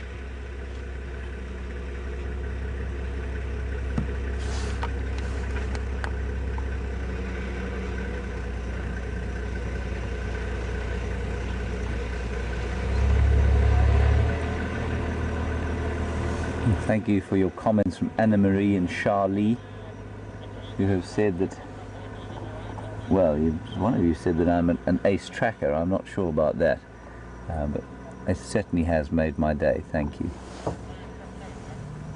I'm just going to hang around here just to check that they don't come back across this way, but they're now heading north again.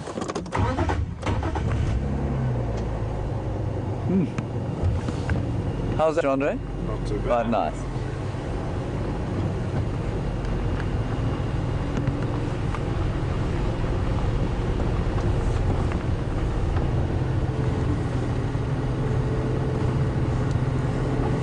The nice question from Ramey is, I can just sort of see them there. I'm just going to gently roll along here. Ramey, if they came across, you say, if they came across another pack, would they fight? Would there be violence? Ramey, the possibility of violence is always there, but you know, they will try and avoid any kind of conflict, and that's because they have huge home ranges, and for them to fight is just a waste of energy. They're not hugely territorial. I mean, they do mark, there's no question, but I think that they would probably just avoid each other if they could. That said, it's possible that there'd be violence, but there'd be far smaller chance than, say, with lions or hyenas.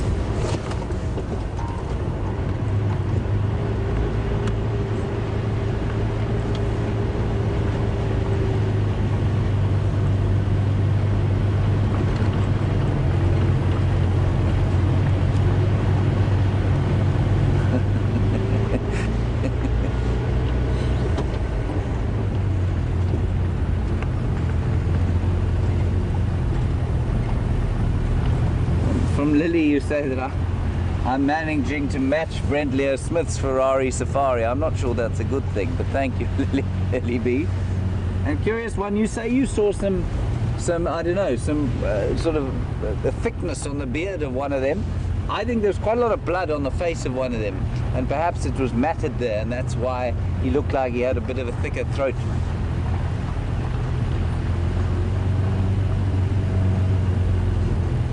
Alright chaps, I'm afraid that's it. Whew. Marvellous.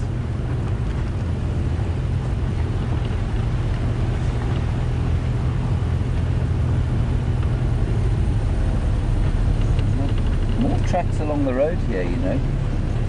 And nice observation that they seem to be in hunting mode. Yes, they did. And that hunting mode, I mean, it's sometimes a little less obvious than with something like a leopard, which goes into a stalk. But these dogs, of course, yes. When they're moving like that, they're absolutely looking to hunt. Their ears are forward, they're not marking territory, they're just moving and moving and moving and moving. And if they spot something, they just chase it. And they don't bother with any form of stealth.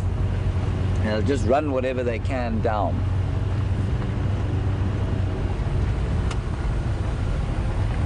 Dog dung on the road.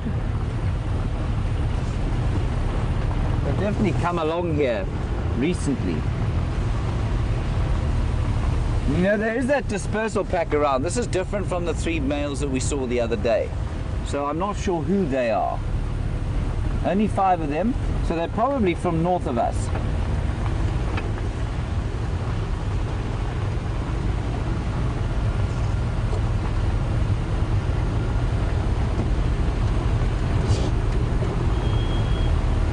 So very nice up there from Georgianne in Illinois, who says she thinks that this might be the Investec pack, which used to be 9 and is now split into 4 and 5. So yeah, Georgianne could well be. I think they're a little bit out of the zone, but it could well be them. All right, I think we're going to head back towards Buffelshoek Dam. See what we can pick up there after that rather magnificent sighting. Wonderful. I'm also just going to drive very slowly along this northern cut line here just to see if they don't pop out again.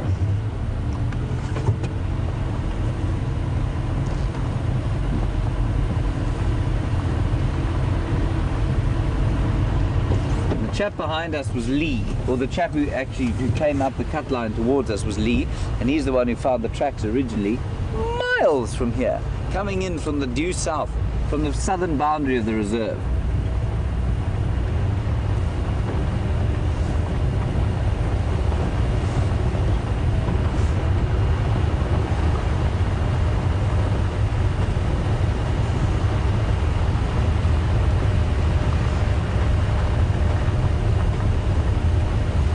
Generally, you know, a pack like this, especially if it is the Investec pack, I think they've got pups, so they will move.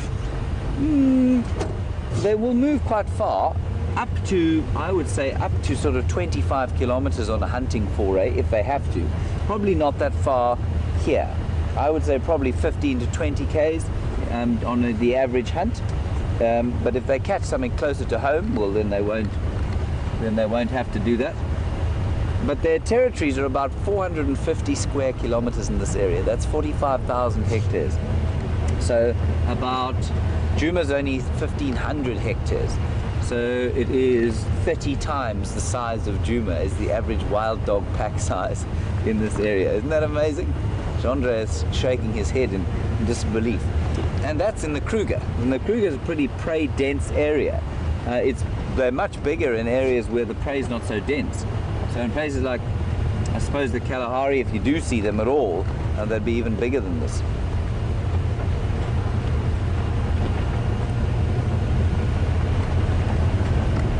What a privilege. I get a completely uncontrollable sort of feeling of adrenaline and when I see them, and I'm unable to point at them in a calm and calm fashion.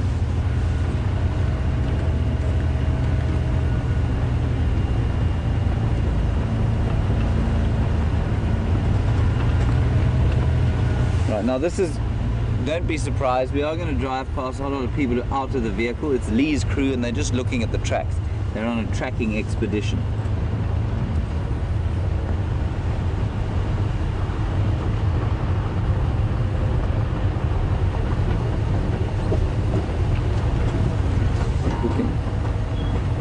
We will try and show you the tracks. Watch out, my man, you're going to be run down like a mangy hound, which we just saw. I'll try and find you some of those tracks.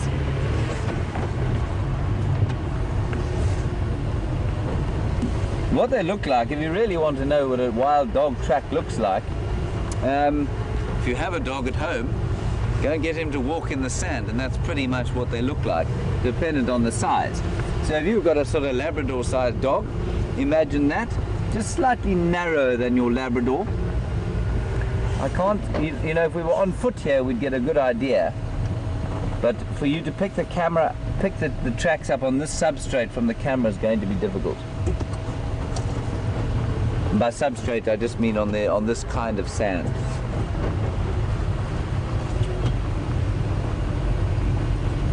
So literally like your dog track at home, just a bit narrower than, say, a Labrador track. And obviously if you have a Yorkshire Terrier, substantially larger than that.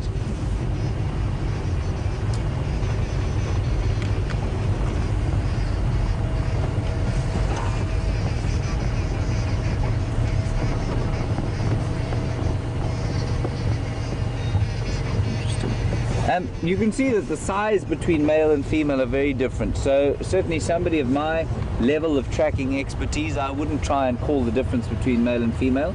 Males are just slightly bigger than males. So if you see them together on a good substrate, you can probably tell which is male and female from the size. And a highly experienced wild dog tracker may be able to tell you if they were male and female from the size, but it's nothing like as obvious as with a leopard or a lion or any of the cats. You know, there's such a huge sexual dimorphism in size between the cats, but not for these dogs. Again, I mean, like a domestic dog, it's quite a nice example. Male and a female Jack Russell, for example, or Labrador, not a huge difference in size in terms of their feet.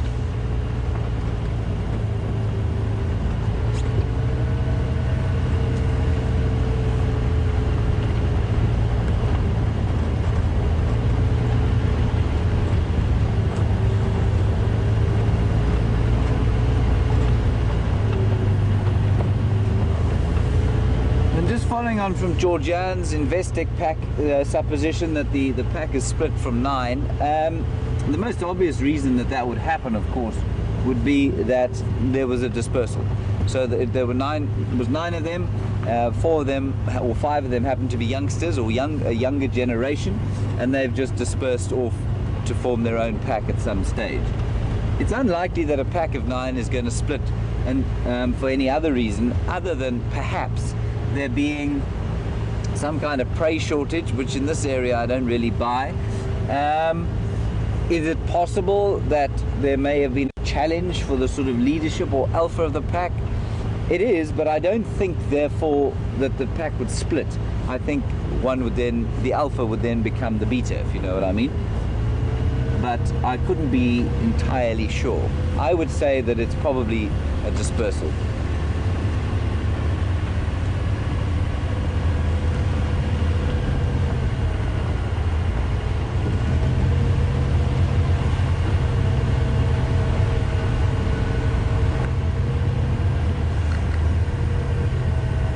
So in terms of dispersal, that's just what we're talking about now. What they do is they go off in single-sex groups. So normally at about 2 years, sometimes 1 year, the pups will disperse in single-sex groups. So if you've got a pack of, say, with 6 pups and 3 females and 3 males, they'll go on their own, find the females of another pack, and the females will go on their own and find the males from another. That's not a hard and fast rule. I'm sure that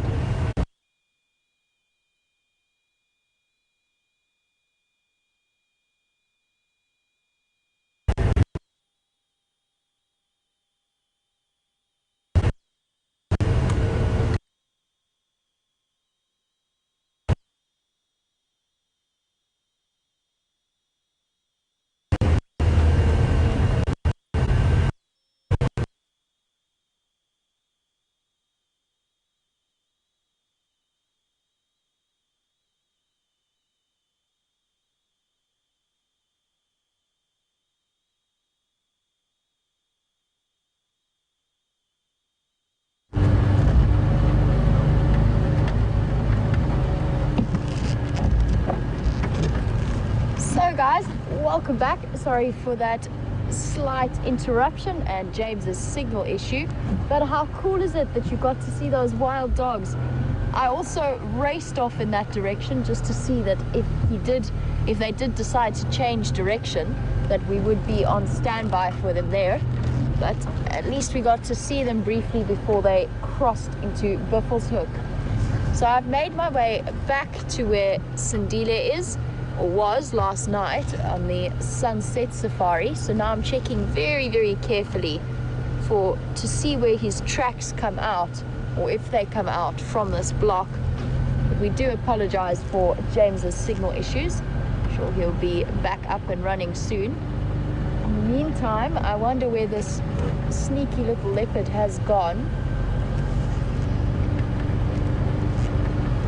I haven't seen any tracks coming out onto this road, but he could well have been fetched by Shadow and moved off in a different direction. So I'm just trying to work out where they went from where I left him last night.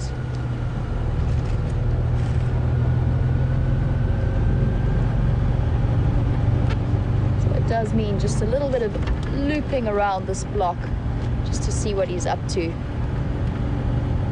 It looks like, just looking at the tracks that have come through, so the lions that James had the tracks for that cross south across Gowrie Vein and into Cheetah Plains, I think it was either Cheetah Plains or Chitwa, they definitely came through here last night. I saw at least tracks for at least one female, so they did move through this area. I doubt Sindile would have stuck around for that. Probably has moved off. It's just a question of where they've gone.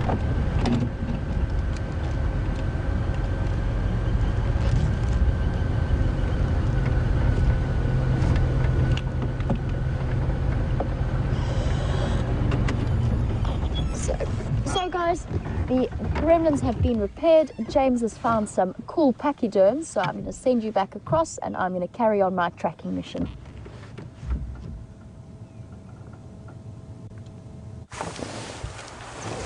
Hi everybody, welcome back. We've got some elephants here, just about to cross over again to where the wild dogs have gone. Beautiful elephants. Close by.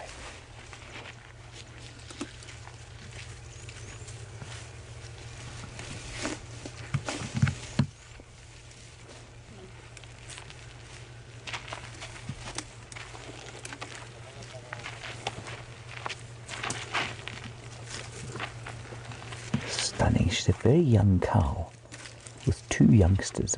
I seriously doubt that they're both hers. She's just making sure that we understand who's boss.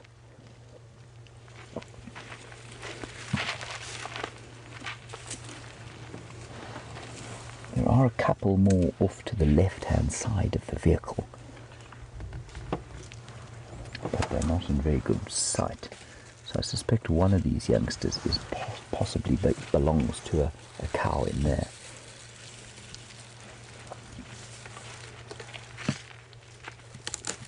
This fellow's about 2.5 to 3 years old, maybe a bit older. Well on his way to developing all the coordination he needs in that trunk of his.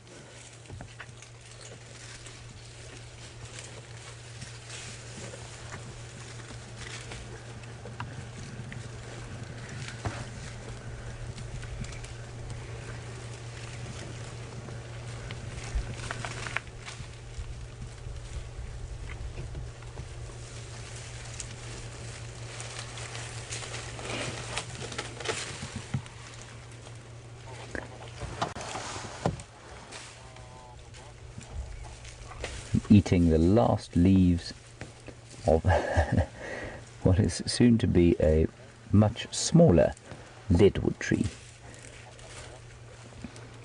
I've seen quite a few elephants eating leadwood trees of late.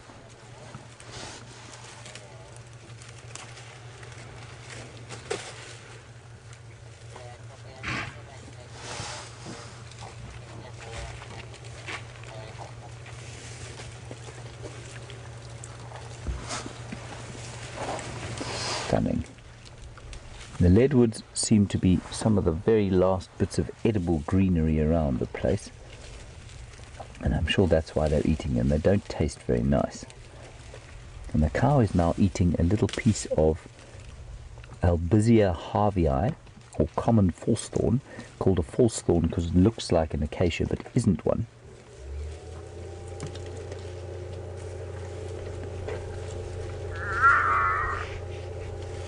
Very strange noise from an elephant further forward.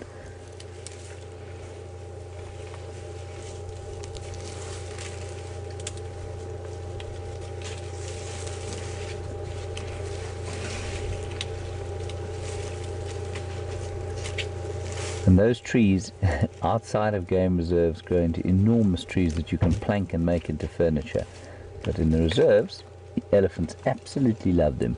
And so they are never larger than sort of 3 or 4 feet tall. And the biggest ones are on termite mounds where they're a little bit inaccessible to elephants. It's not to say that they're totally inaccessible, but elephants often can find easier targets. And the little one having a look at us.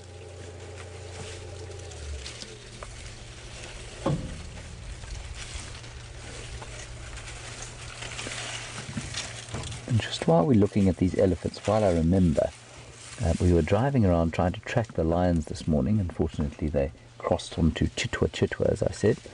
And we came across a game drive, and on that game drive there were 2 people called Mike and Pippa. Now, I don't know if any of you have been following my hunt for some lilac-breasted roller feathers that Rick and Susie in Hawaii have promised to exchange with me for some Hawaiian coffee. Well, it so turns out, Rick and Susie, if you're watching now, that Pippa is Susie's sister. So, quite an astonishingly small world we have created for ourselves here at WildEarth TV. So Susie and Rick, if you happen to be watching, Pippa and Mike send their very best regards from here in the wilds of the Kruger Park.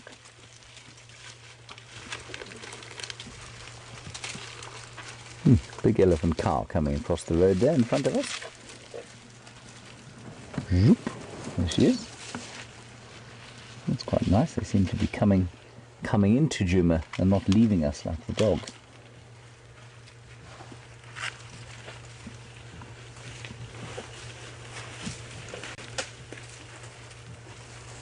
I don't know why she's moving quite so fast. A whole lot. There are a couple more of them coming now. That's the youngster calling, because I think he wants to suckle.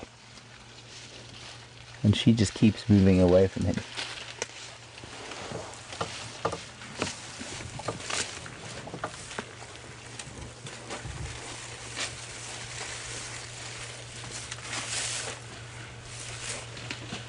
She's been called by the other one, I think.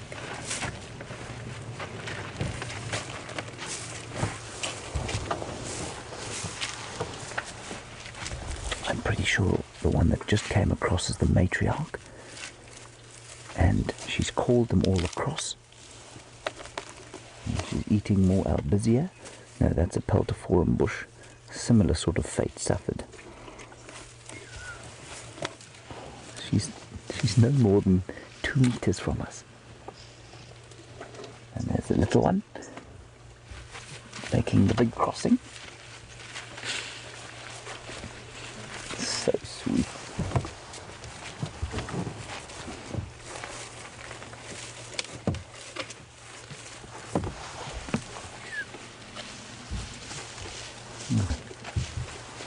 That one seems to have picked up a piece of litter. Oh dear, and is eating it. Oh well, nice of her to clean it up, I suppose.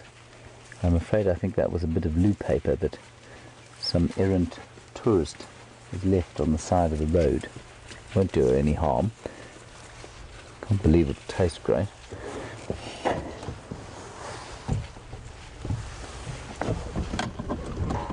Let me just go back a little bit.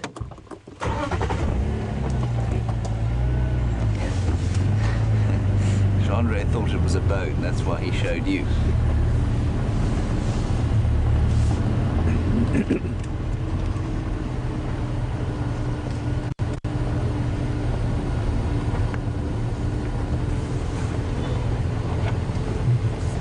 Let's follow them down here. I suspect that they're heading towards Gowrie Waterhole.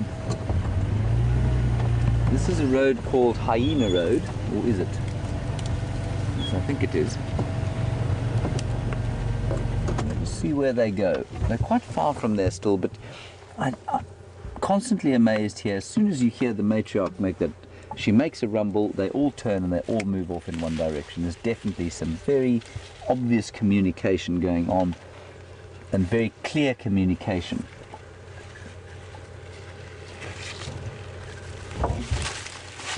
seen of them walking down the road like that. One of them still carrying her loo paper. That's just that is so appalling. Anyway, Craig behind us from Cheetah Plains, who's coming to look at the elephants with us.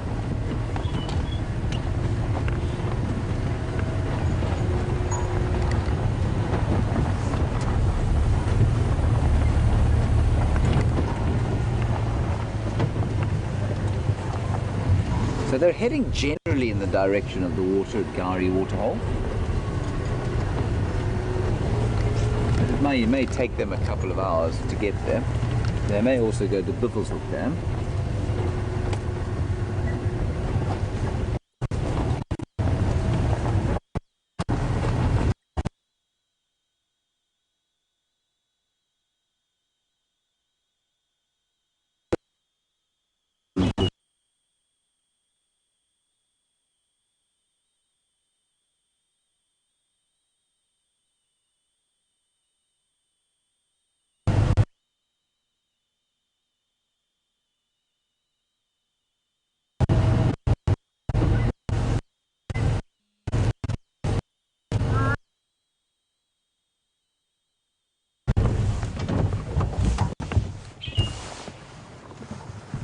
We still black screen?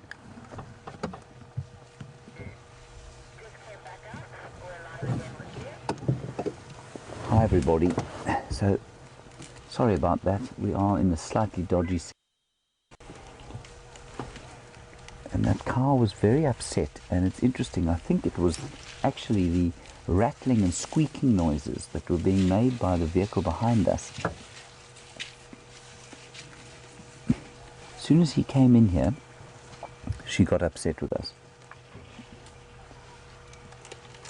They're talking. I can hear them talking all the way through here. They're low rumbling infrasonic rumbles. Some of them will be too low for us to hear, but they're definitely in a state of high communication at the moment.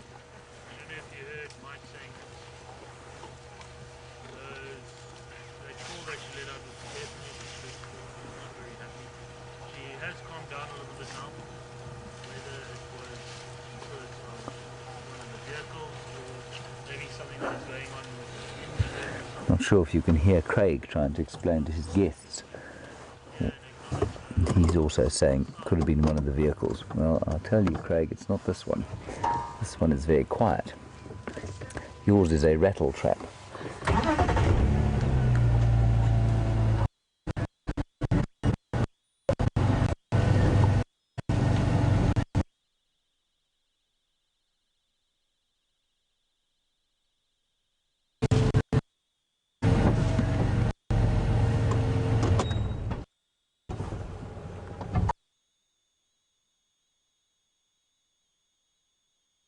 Just a comment on the lovely sighting of that one elephant picking up some litter. Perhaps had a snoggy nose, said ex-ranger of Tasmania. And Cucino John, you said, yes, picking up litter like her mum taught him. Yes, absolutely. Unlike unlike the person who dropped the litter, whose mother clearly missed a trick there.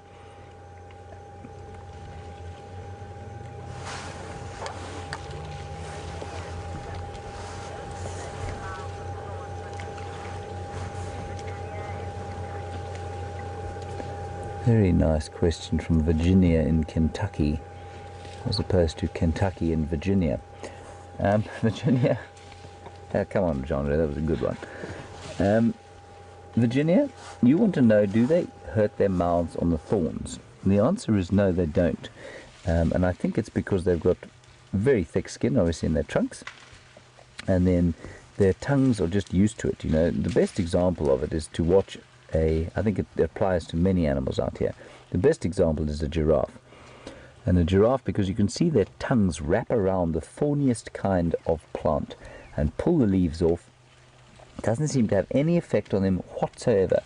And if you find a dead giraffe and you check on its tongue, they're very leathery, and I also think that they produce a huge amount of very lubricated saliva that helps them to eat the thorns, which obviously, I mean, thorns that would rip the hands or the skin on the hands of you and I. And I think elephants have very similar kind of makeup in the mouth, much harder than we are.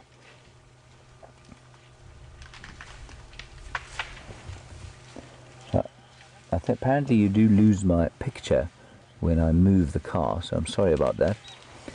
We'll just sit here a little bit longer. Thankfully the rattle trap has moved off to try and find the wild dogs, so they should be calm. I'm going to try and sneak forward a little bit. Do lose picture, you should get us back pretty quickly.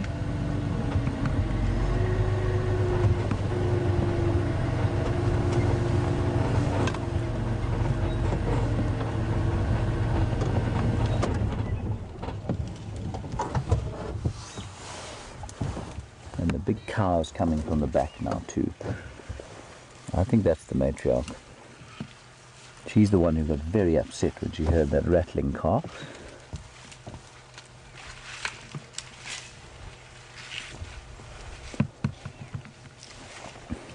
Now can you imagine, just try and picture this. I don't know how long you've been watching, but perhaps you've seen a full season go through here. Can you imagine this totally green, and every tree that you can see in front of you there covered in a sort of verdant green color? I know it's almost impossible to think of, but that's what it will look like come, say, December or January. These elephants would be entirely invisible to us. We wouldn't be able to see them at all. And if they didn't want to be found, they'd go totally silent, and we wouldn't have any inkling that they were in here.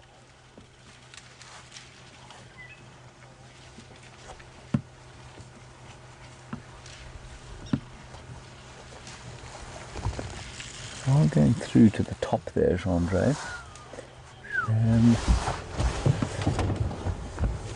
I think best bet is going to be to try and drive around them that way.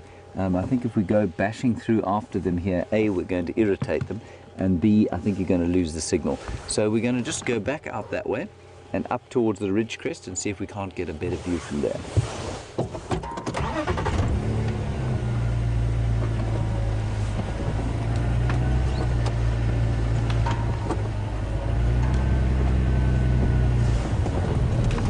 If you do lose us, I'm very sorry.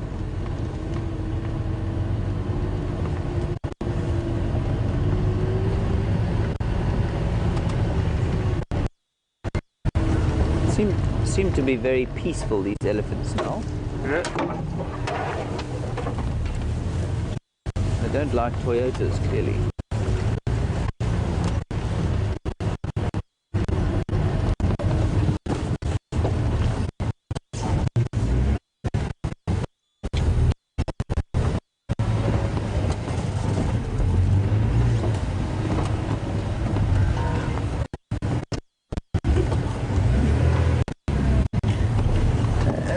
Quite often when we're about to go racing off,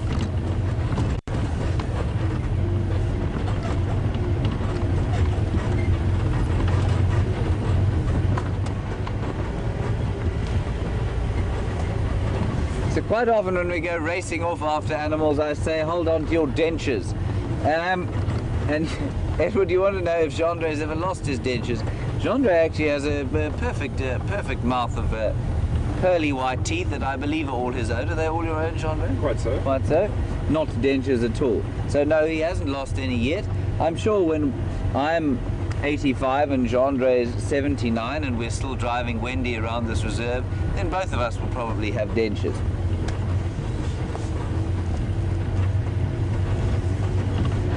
I think that would be an astonishing thing to have the two of us, aged 85 and 79, driving around here.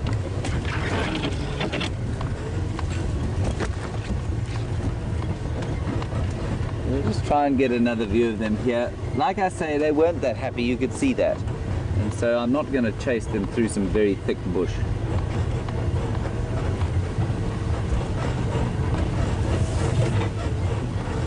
They are just moving slowly towards us, away from us.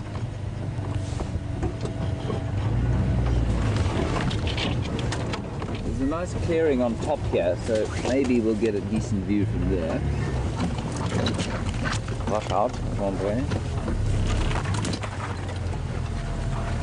Not Jean-André's dentures he's got to watch out for, it's his perfect complexion.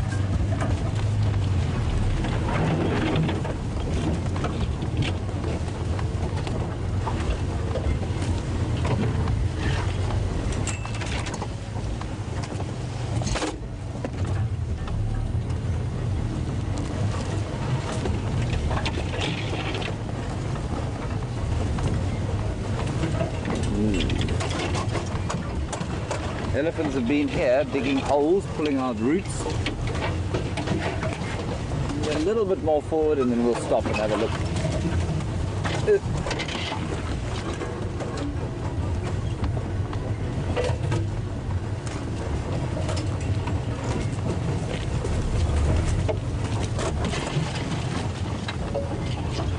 we go. Sorry, that's it for now, Jean-André. So we're going to move through here.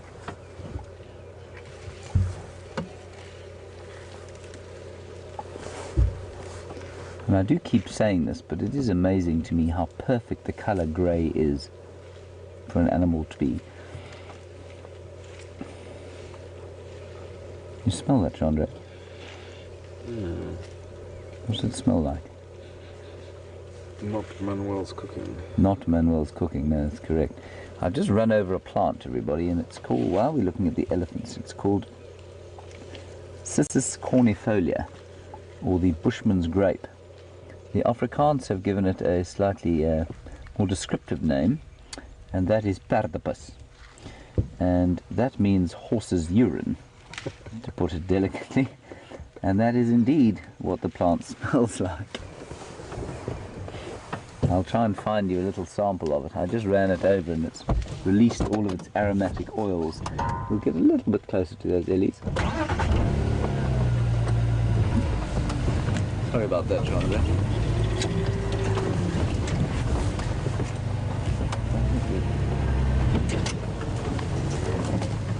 Must of course remember we don't have a spare tyre with us.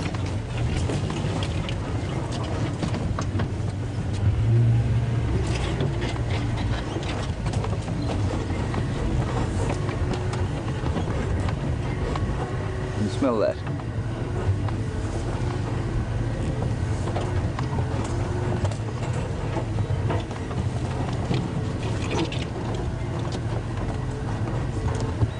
One day they'll be able to transfer smells via the internet, and then you'll be able to know exactly what I'm talking about. I won't have to describe them to you.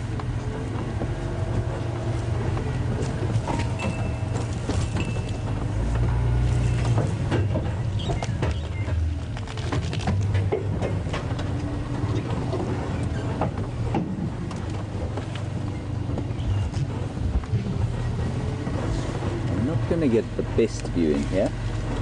It is quite thick.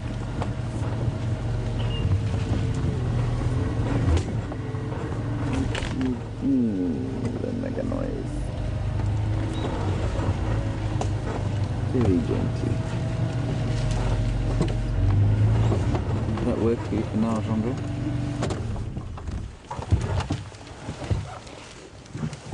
So I just get a slight feeling of unease from them. So I'm not going to push them too hard. I'll just let them calm down with us.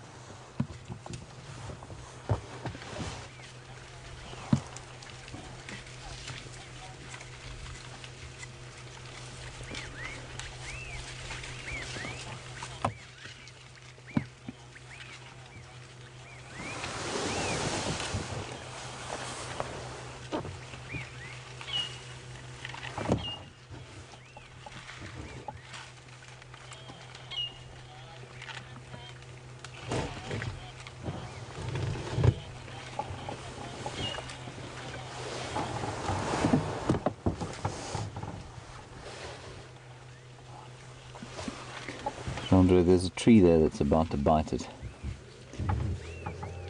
To the left.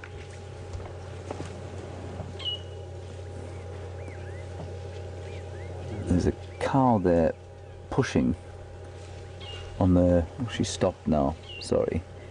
She looked like she was going to push that red thorn over, knob thorn. I'll just sneak a little bit forward for you. They seem to be calming down nicely for us.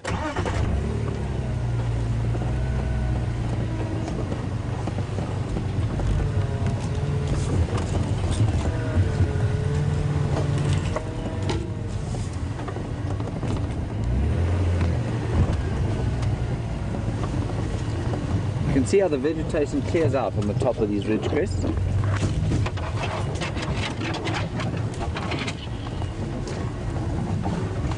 dominant trees are marulas.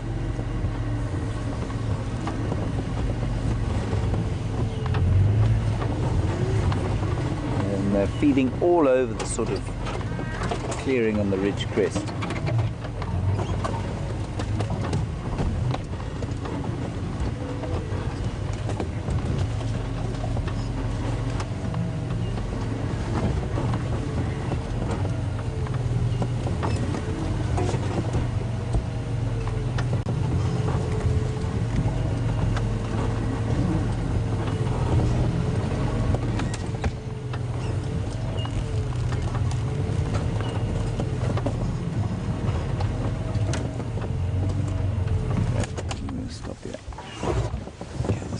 Best position in the world, everyone, but they are just not that easy, so I don't want to crunch too much around them. That one's got a little attendant drongo, you can see, and I don't know if you were with us earlier today, when very early morning when we had a couple of signal issues. I stopped, and what would normally have been passed off as a fork-tailed drongo didn't have a forked tail, and so very nice sighting of a black flycatcher, and that one you can very clearly see has got a forked tail and therefore is a fork-tailed drongo. That's the black thing in the picture, not the grey thing. The grey thing is of course an elephant.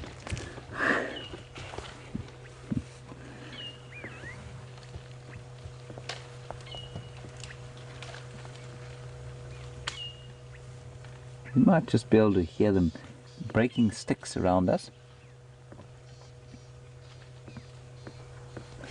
Lots of stick eating has to go on this time of the year. If you happen to be an elephant.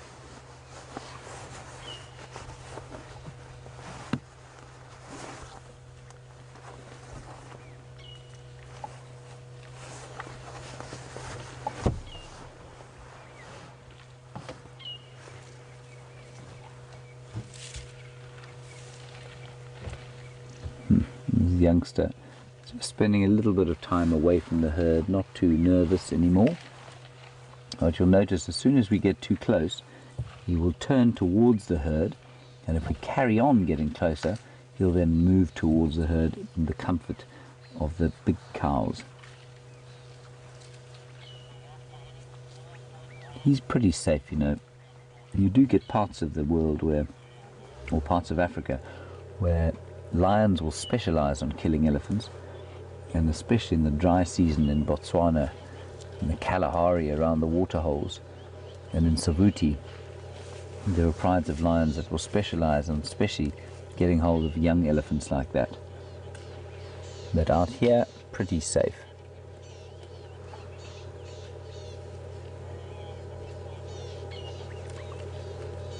Quite a lot of birds alarm calling suddenly.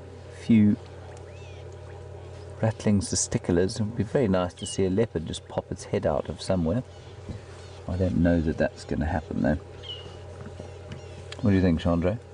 Any chance? Always a chance. I suppose that is true.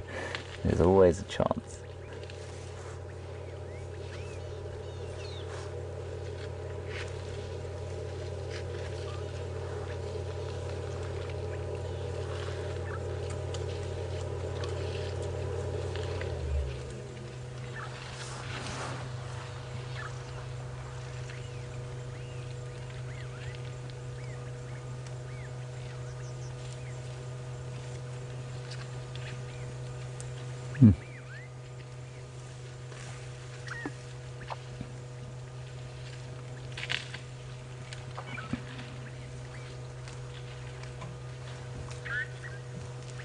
hear the drongos calling.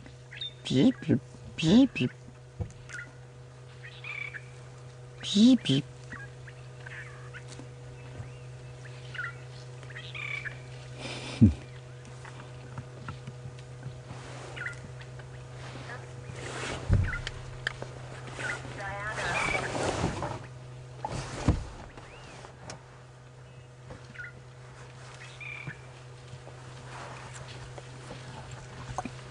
An interesting question from Diana in northwest England as we listened to the birds. Diana, you want to know, do most of the birds stop calling when there's danger? Diana, quite the opposite. Out here, they normally start alarm calling. And the drongos have various different kinds of alarm calls, and very experienced trackers will tell you exactly what they're alarm calling at. And one of my friends who lives just south of us here, at Londolozi, Renia Samhlongo, will tell you if a drongo is alarm calling at a leopard or at a bird or at a snake. I haven't got to that level yet. He did grow up in this area there, so hopefully one day I'll get there. But Diana, mostly what they do is that they will start to alarm call and warn each other. And that's, you do get a sense of, I know exactly what you mean, that kind of eerie sense of quiet where you think, ooh, what's going on here? You do get that sense sometimes when there's a predator around, but if birds see a predator, they will normally start to alarm call, and that's one of the ways that we find them. But certainly I know exactly what you mean, where you come into an area. Dogs, in fact, wild dogs create that kind of atmosphere. When they come through an area and they're on the hunt, you come through and it's kind of eerily quiet, and you think, well, what's gone on here? Nice question. But I think we'll try and wind our way a little bit through there and see if we can't get a slightly better view.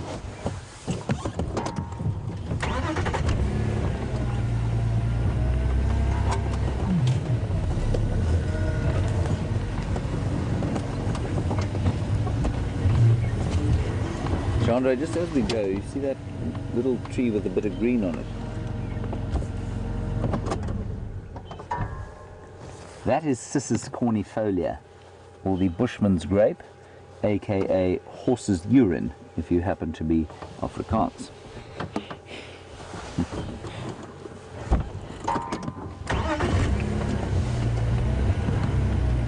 Interesting name.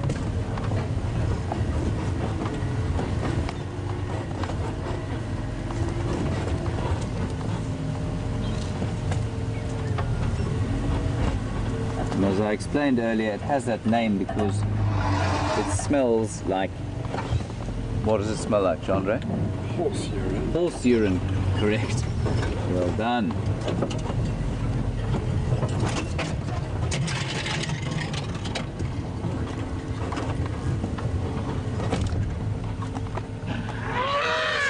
Sorry, we just hit a stick. No need to get upset.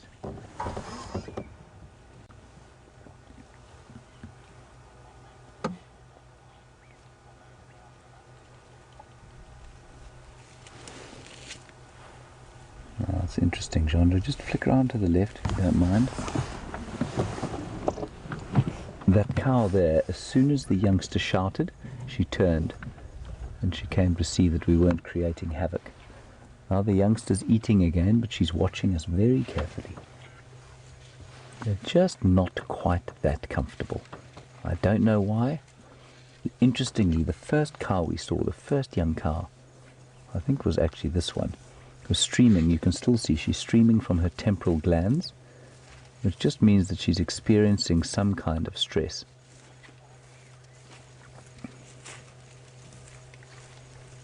I'm just going to try and gain her trust here, but we might have to move.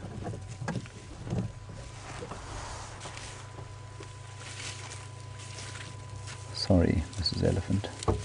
I don't mean to cause trouble. Just going to check on the baby.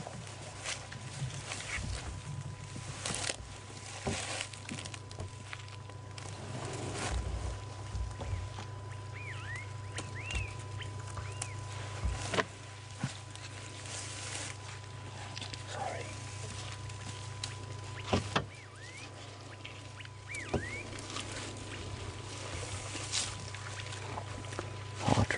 roughly 180 beats per minute. Chandra, just sit very still, please.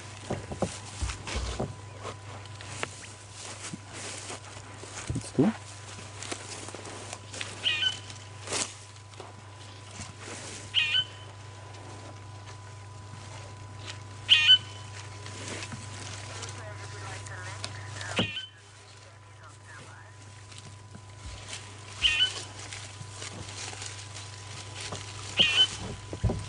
Isn't that wonderful?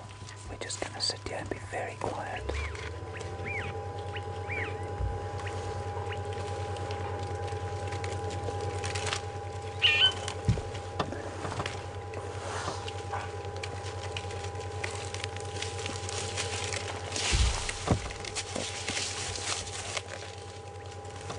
I think she's okay with us now. She's just looking after the youngsters. Extremely exciting when this happens, but you don't ever want to create a situation where you've infringed on them to the extent that they feel that they have to try and tell you to go away. And just driving over that stump is exactly what precipitated this situation, but it seems to be dissipating now.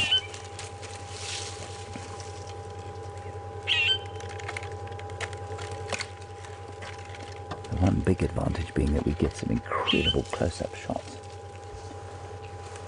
Andre, what's your average heartbeat per minute at the moment?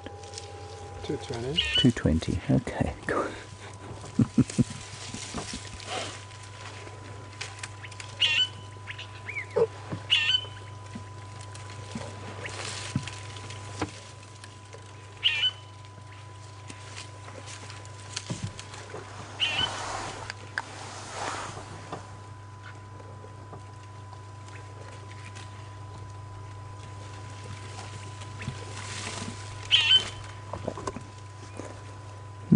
Interesting question, Marianne, on email. Do elephants get colic like your horses do, Marianne?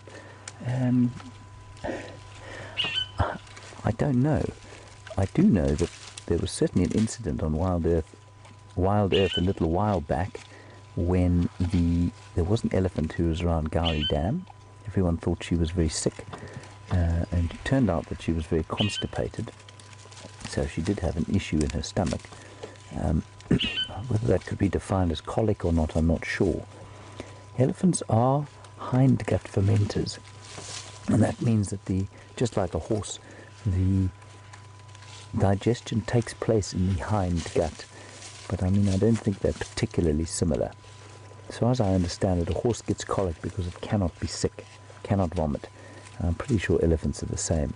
So maybe, Marianne, I don't think it causes anything like the same level of trouble that colic does.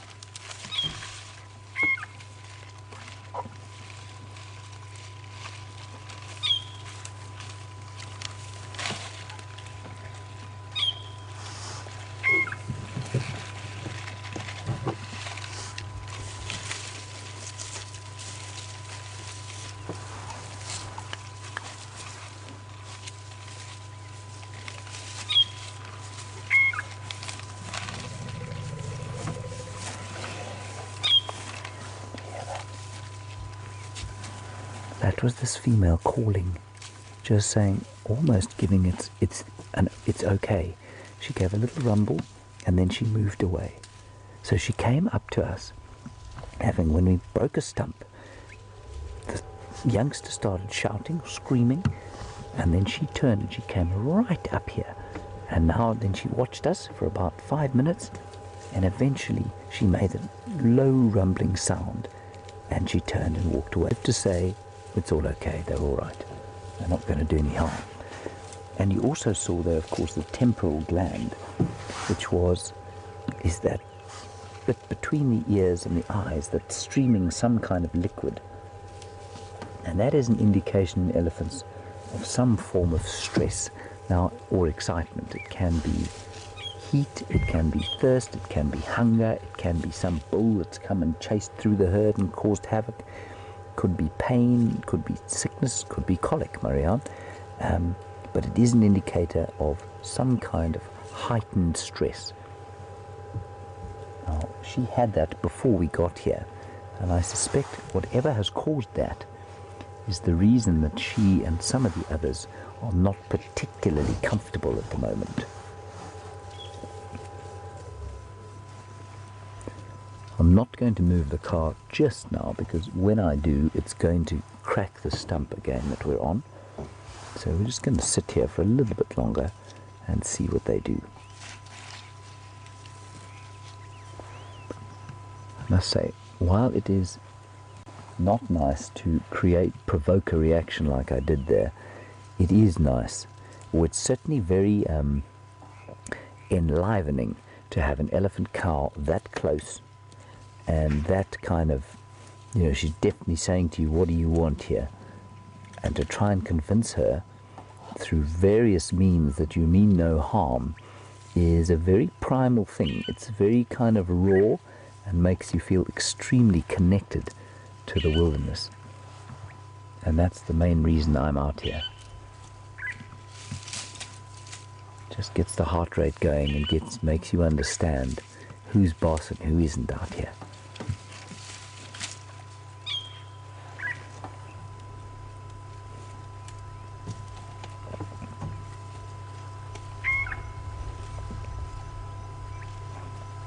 All the while, the drongos didn't have anything to say to us. They just carried on with their little squawks and squeaks and chirps. They tried to find something nice to eat around where the elephants are foraging.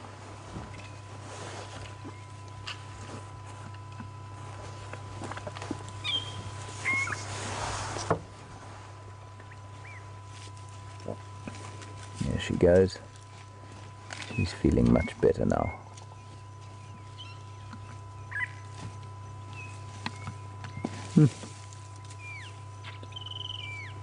Here comes the sun. See, that's nice. The feeling of the sun on our faces.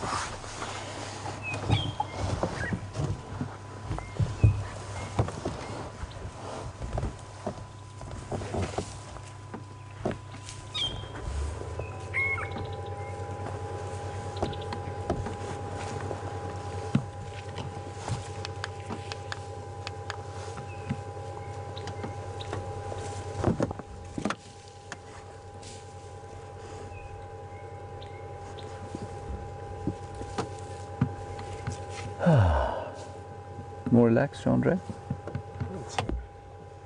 Marvelous experience, that.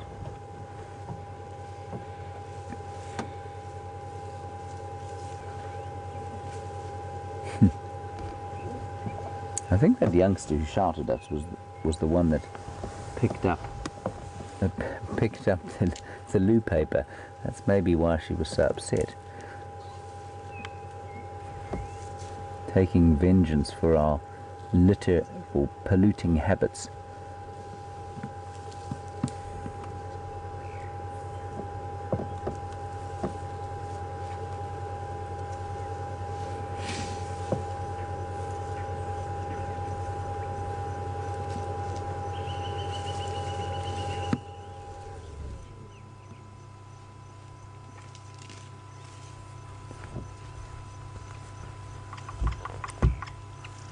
There you can hear a woodpecker. Tuck, tuck, tuck, tuck, tuck, tuck, tuck. I can actually see the dead tree. I can actually see the woodpecker. It's miles away from here. But it's on a dead tree with a hollow... Oh, can you see it, Chandra? I know you won't be able to get it here. With a hollow inside and tapping away like a drum. Cool, eh? Probably starting to build a nest.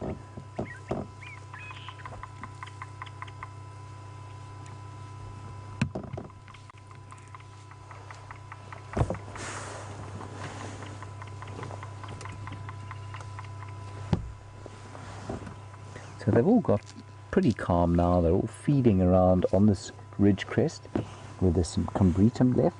They're pulling out the roots of the combretum. They're eating bits and pieces of that horse urine tree, although some of them seem to be steadily avoiding them. They're eating last bits of grass, and of course any kind of acacia tree that is up here is taking something of a hammering.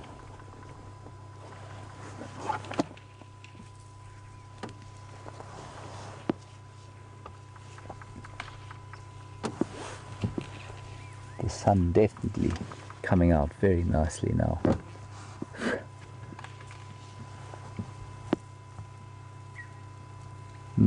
Such a nice feeling when it comes onto the back, especially when you're sitting in a herd of elephants.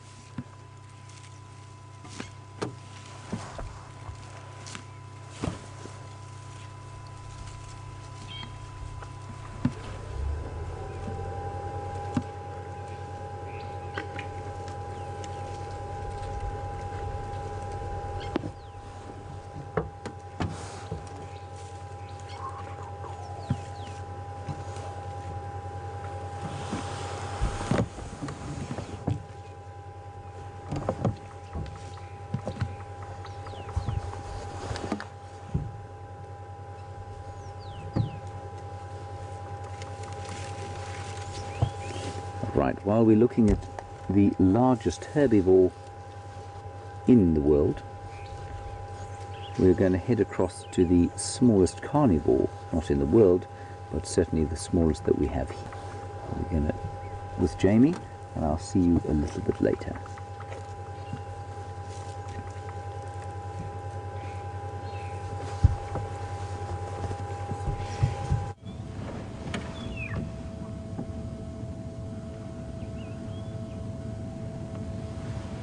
So guys, from one social mammal, a rather large social mammal, to one of the smallest social mammals, we just have a wonderful little colony of dwarf mongoose here going about their morning foraging business.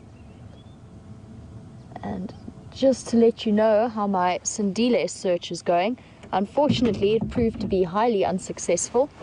I could not find his tracks coming out from where we left him last night, but there has been quite a bit of traffic around that area, so it is entirely possible I missed him.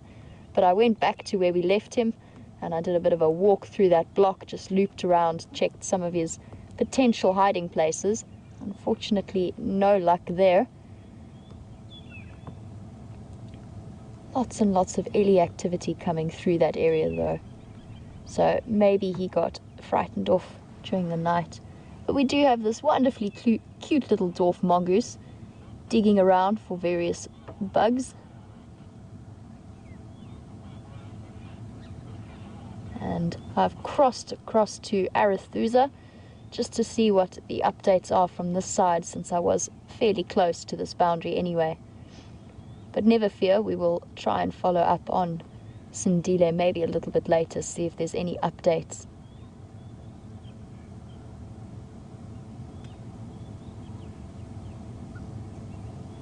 Actually, see if we can hear their little soft contact calls that they make as they forage.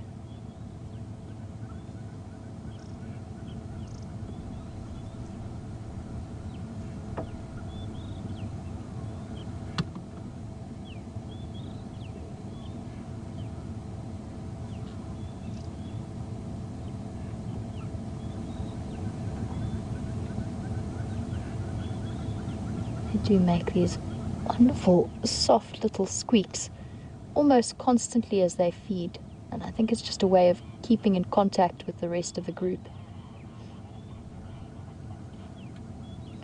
Because I imagine when you are that low to the ground, it can be very, very easy to lose sight of the other group members. Whoops, up onto the termite mound. Just have a quick look, make sure everything's still okay.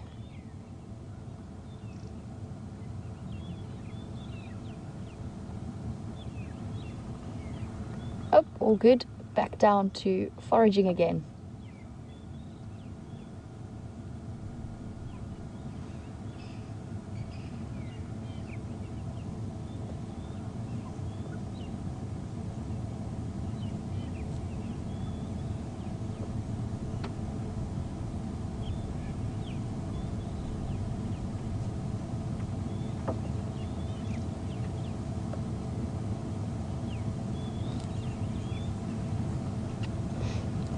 So guys, while we are here, I do just want to hop onto the Game Drive channel and see. I did try earlier to ask for updates and I couldn't really hear clearly what was going on.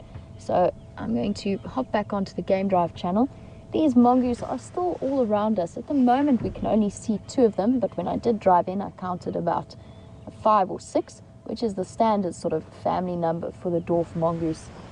Not sure where the rest of them have gone. They've obviously disappeared off foraging underneath the logs, but we've still got these 2 here keeping us entertained, and I'm just going to try and get hold of some of the other guides and get a bit of an update on what's happening around here. There's still lots and lots of action this morning on the sunrise safari. Morning stations, Jamie, WildEarth. Are there any updates from this side?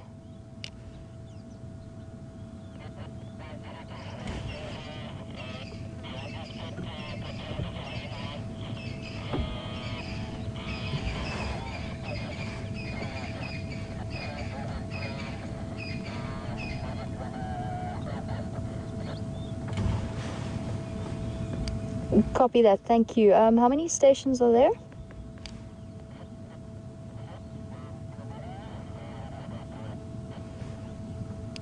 Copy that, thank you. Yeah, I'd like to make my way across that side.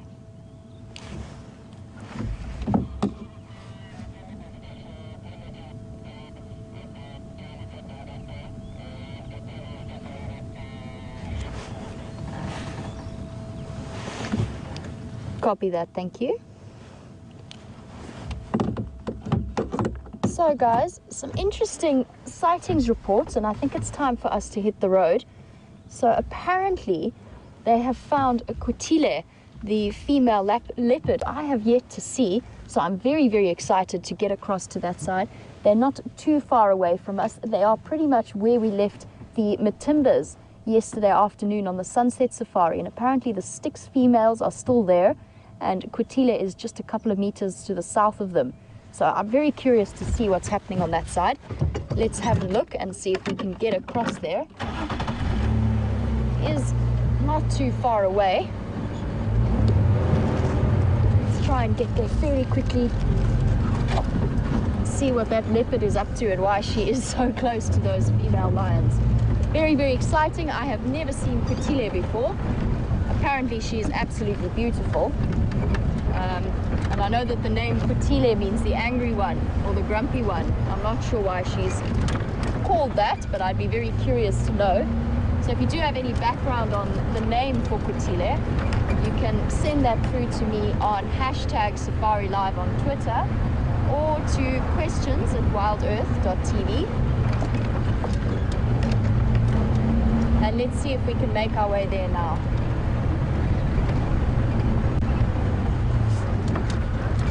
Very, very interesting that she's choosing to sit so close to the lions. The guy who called it in on the radio said to me, "Yo, these leopards are funny things sometimes." So I don't know what she's up to.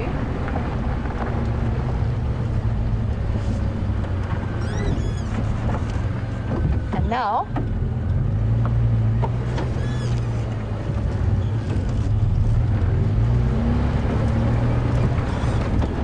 we go test Jamie's knowledge of Arathusa.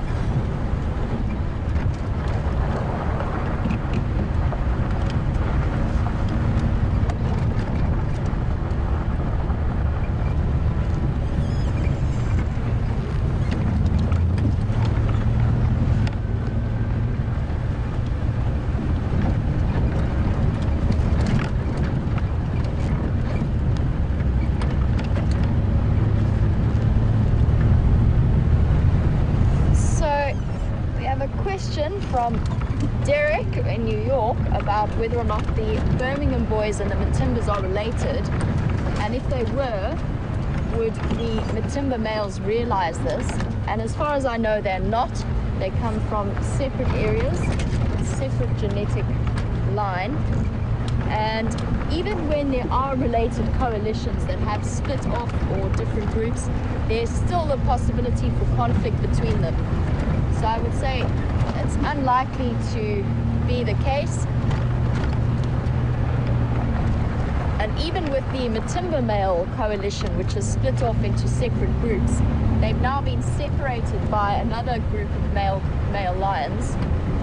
And I think that if those Matimba males were to meet back with the original coalition members, even then there might be a possibility of some conflict between them.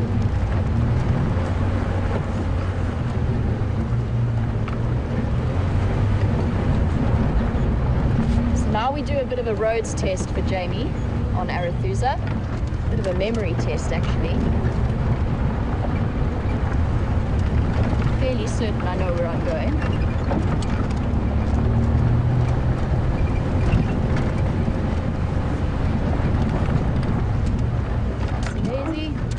We are now, if my calculations are correct, on Eli Alley, and we're making our way towards what I've now learned is called Boerbean Pan. The quickest way to learn roads is to have sightings on them.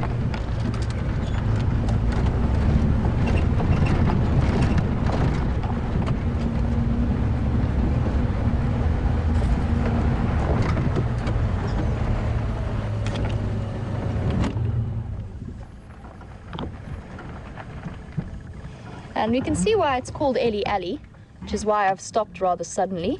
There's an entire breeding herd of elephants around us. And unfortunately this little one is right on the road, so I'm going to sneak up to him, but I'm not going to push him out of the way. It's not worth stressing them out just so I can get to a sighting.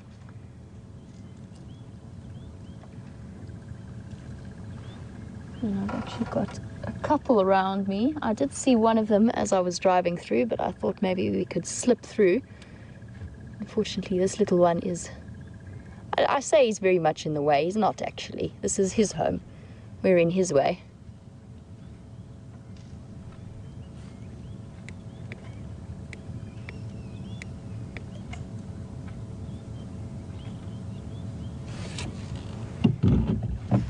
Okay, let me try and just sneak a little bit closer.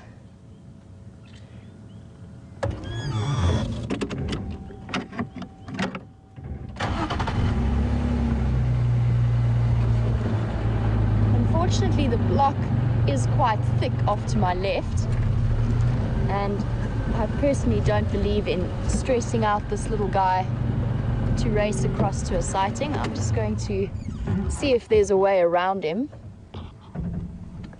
Which there isn't really. It is a very, very thick block, and this is quite a young elephant, and I don't want to teach him that cars mean harassment or people in his personal space. I'm not sure where Mommy is, but Mommy's not close.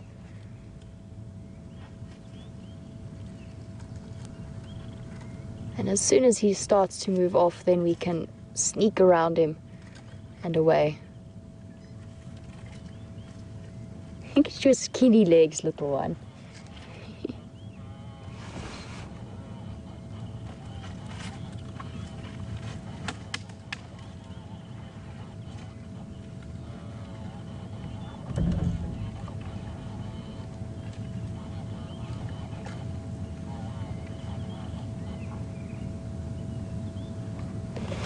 Let's see if we can make a plan.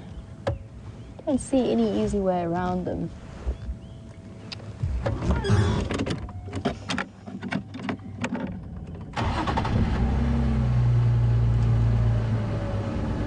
don't think I can sneak around to the right. There's a big donga.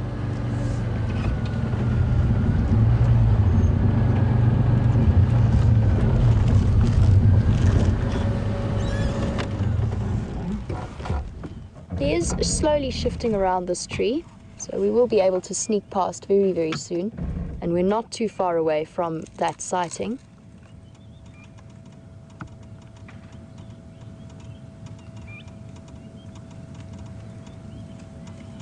And now that he has shifted, let's see if we can loop around.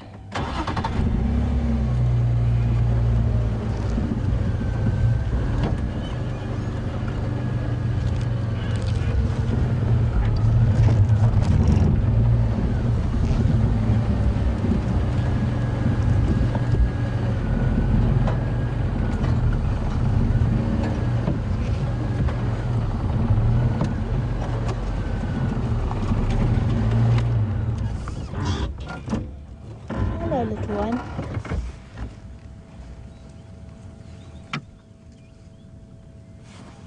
Just making sure that he's nice and relaxed.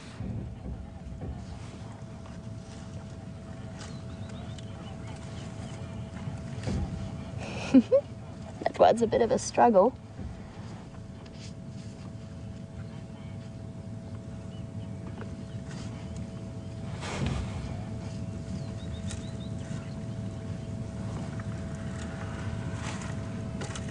And I can hear the other elephants off in the distance. There's a bit of a low rumble. So hopefully they're going to start moving away from this road. Well done, little one. You got it.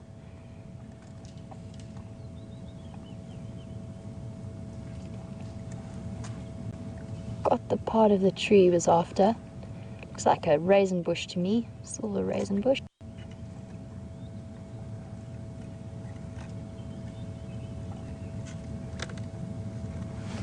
Obviously too delicious a snack. Let's see how he responds now that he's shifted around slightly. He's not as close to the road. And I'll try and sneak around the edge of him here. If he does show any signs of discomfort, then we'll turn off, but he's still feeding away happily. Oh, got it.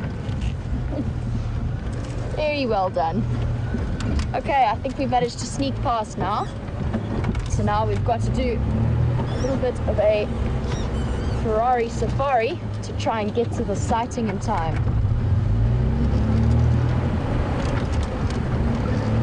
Unfortunately, Arathu's has got the place for Ferrari safaris. They do have the most incredibly shaped bolsters. Sorry, Ellies, hello. Try not to go around the corner into one of them. Stressed out.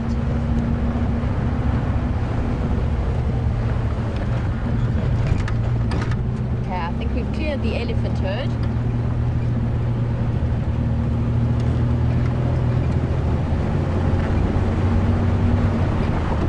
So very, very exciting stuff. Let's try and get to the sighting in time before the end of the sunrise safari. I wasn't planning on an elephant traffic jam, but these things do happen out here. Sorry, Brian. Throw you around on the back there.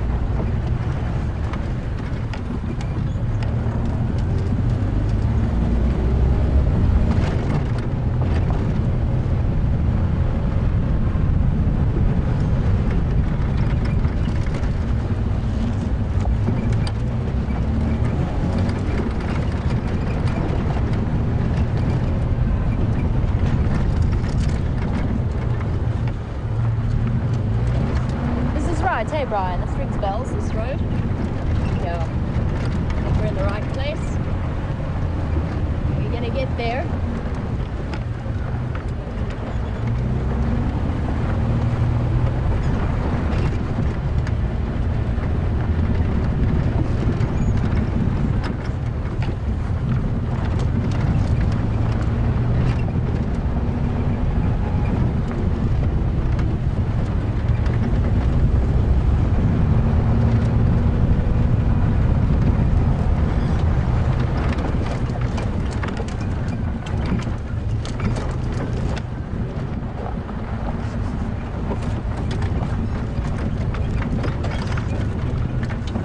Guys, while I coordinate and make my way across to the sighting, I'm going to send you back across to James. He's had a magical morning spent with wild dogs and Ellies, and he has some cool tracks to show you. I'll be back with you soon.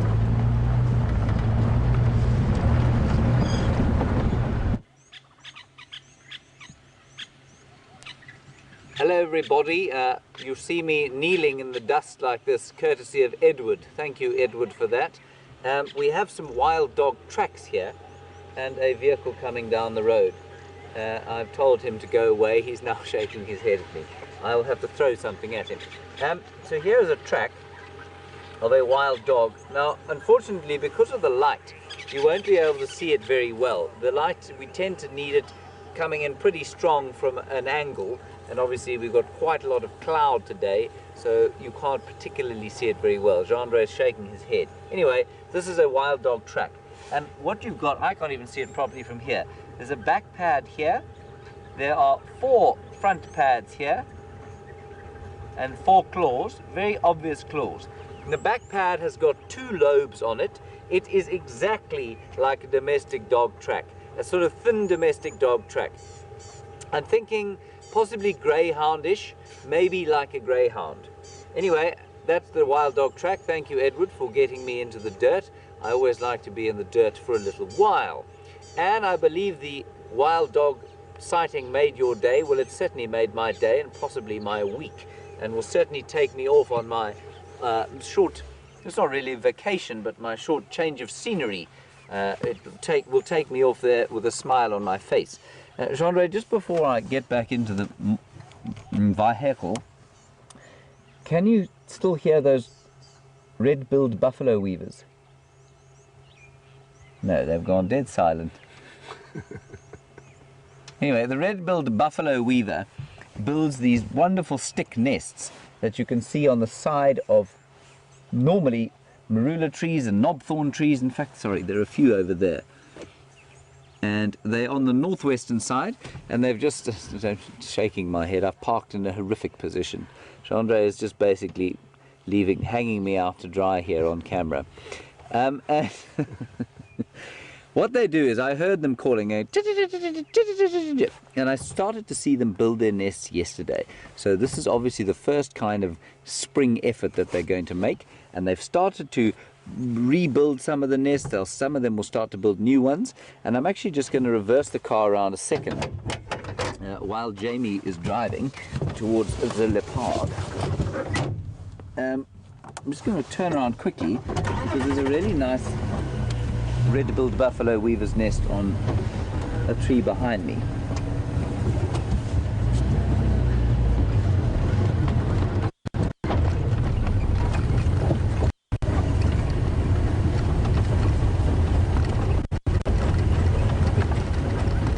Right, there it is, in the top of this knobthorn tree.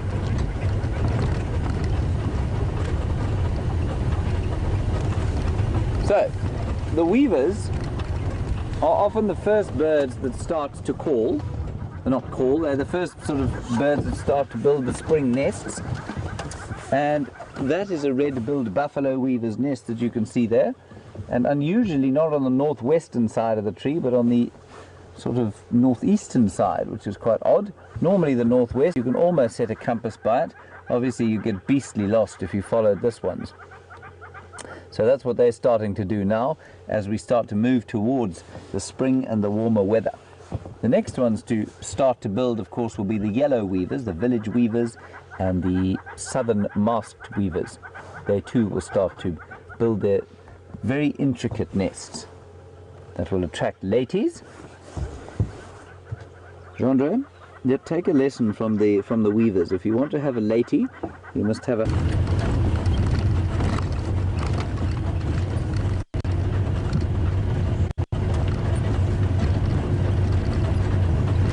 Right, so I have come to the end of this little jaunt, the end of my little work cycle. I'll be back on the 19th of August with the inimitable Brent Leo Smith. We are leaving in roughly 3.5 minutes for Botswana, and it has been a lovely drive. Magnificent wild dogs, lovely elephants, very exciting elephant sighting. And thank you to all of you for your contributions, your lovely comments and questions. And thank you to my old friend Jean-Dre, who's also going on leave. He's going to have a nice holiday in Cape Town with his lady. He does actually have a lady. He's not totally alone in the world. And thank you to the Final Control. And thank you to the magnificence of Africa and the wilds of this beautiful part of the world that I am privileged to call home. I will see you all on the 19th of August. Have a marvelous time wherever you happen to find yourself in the world.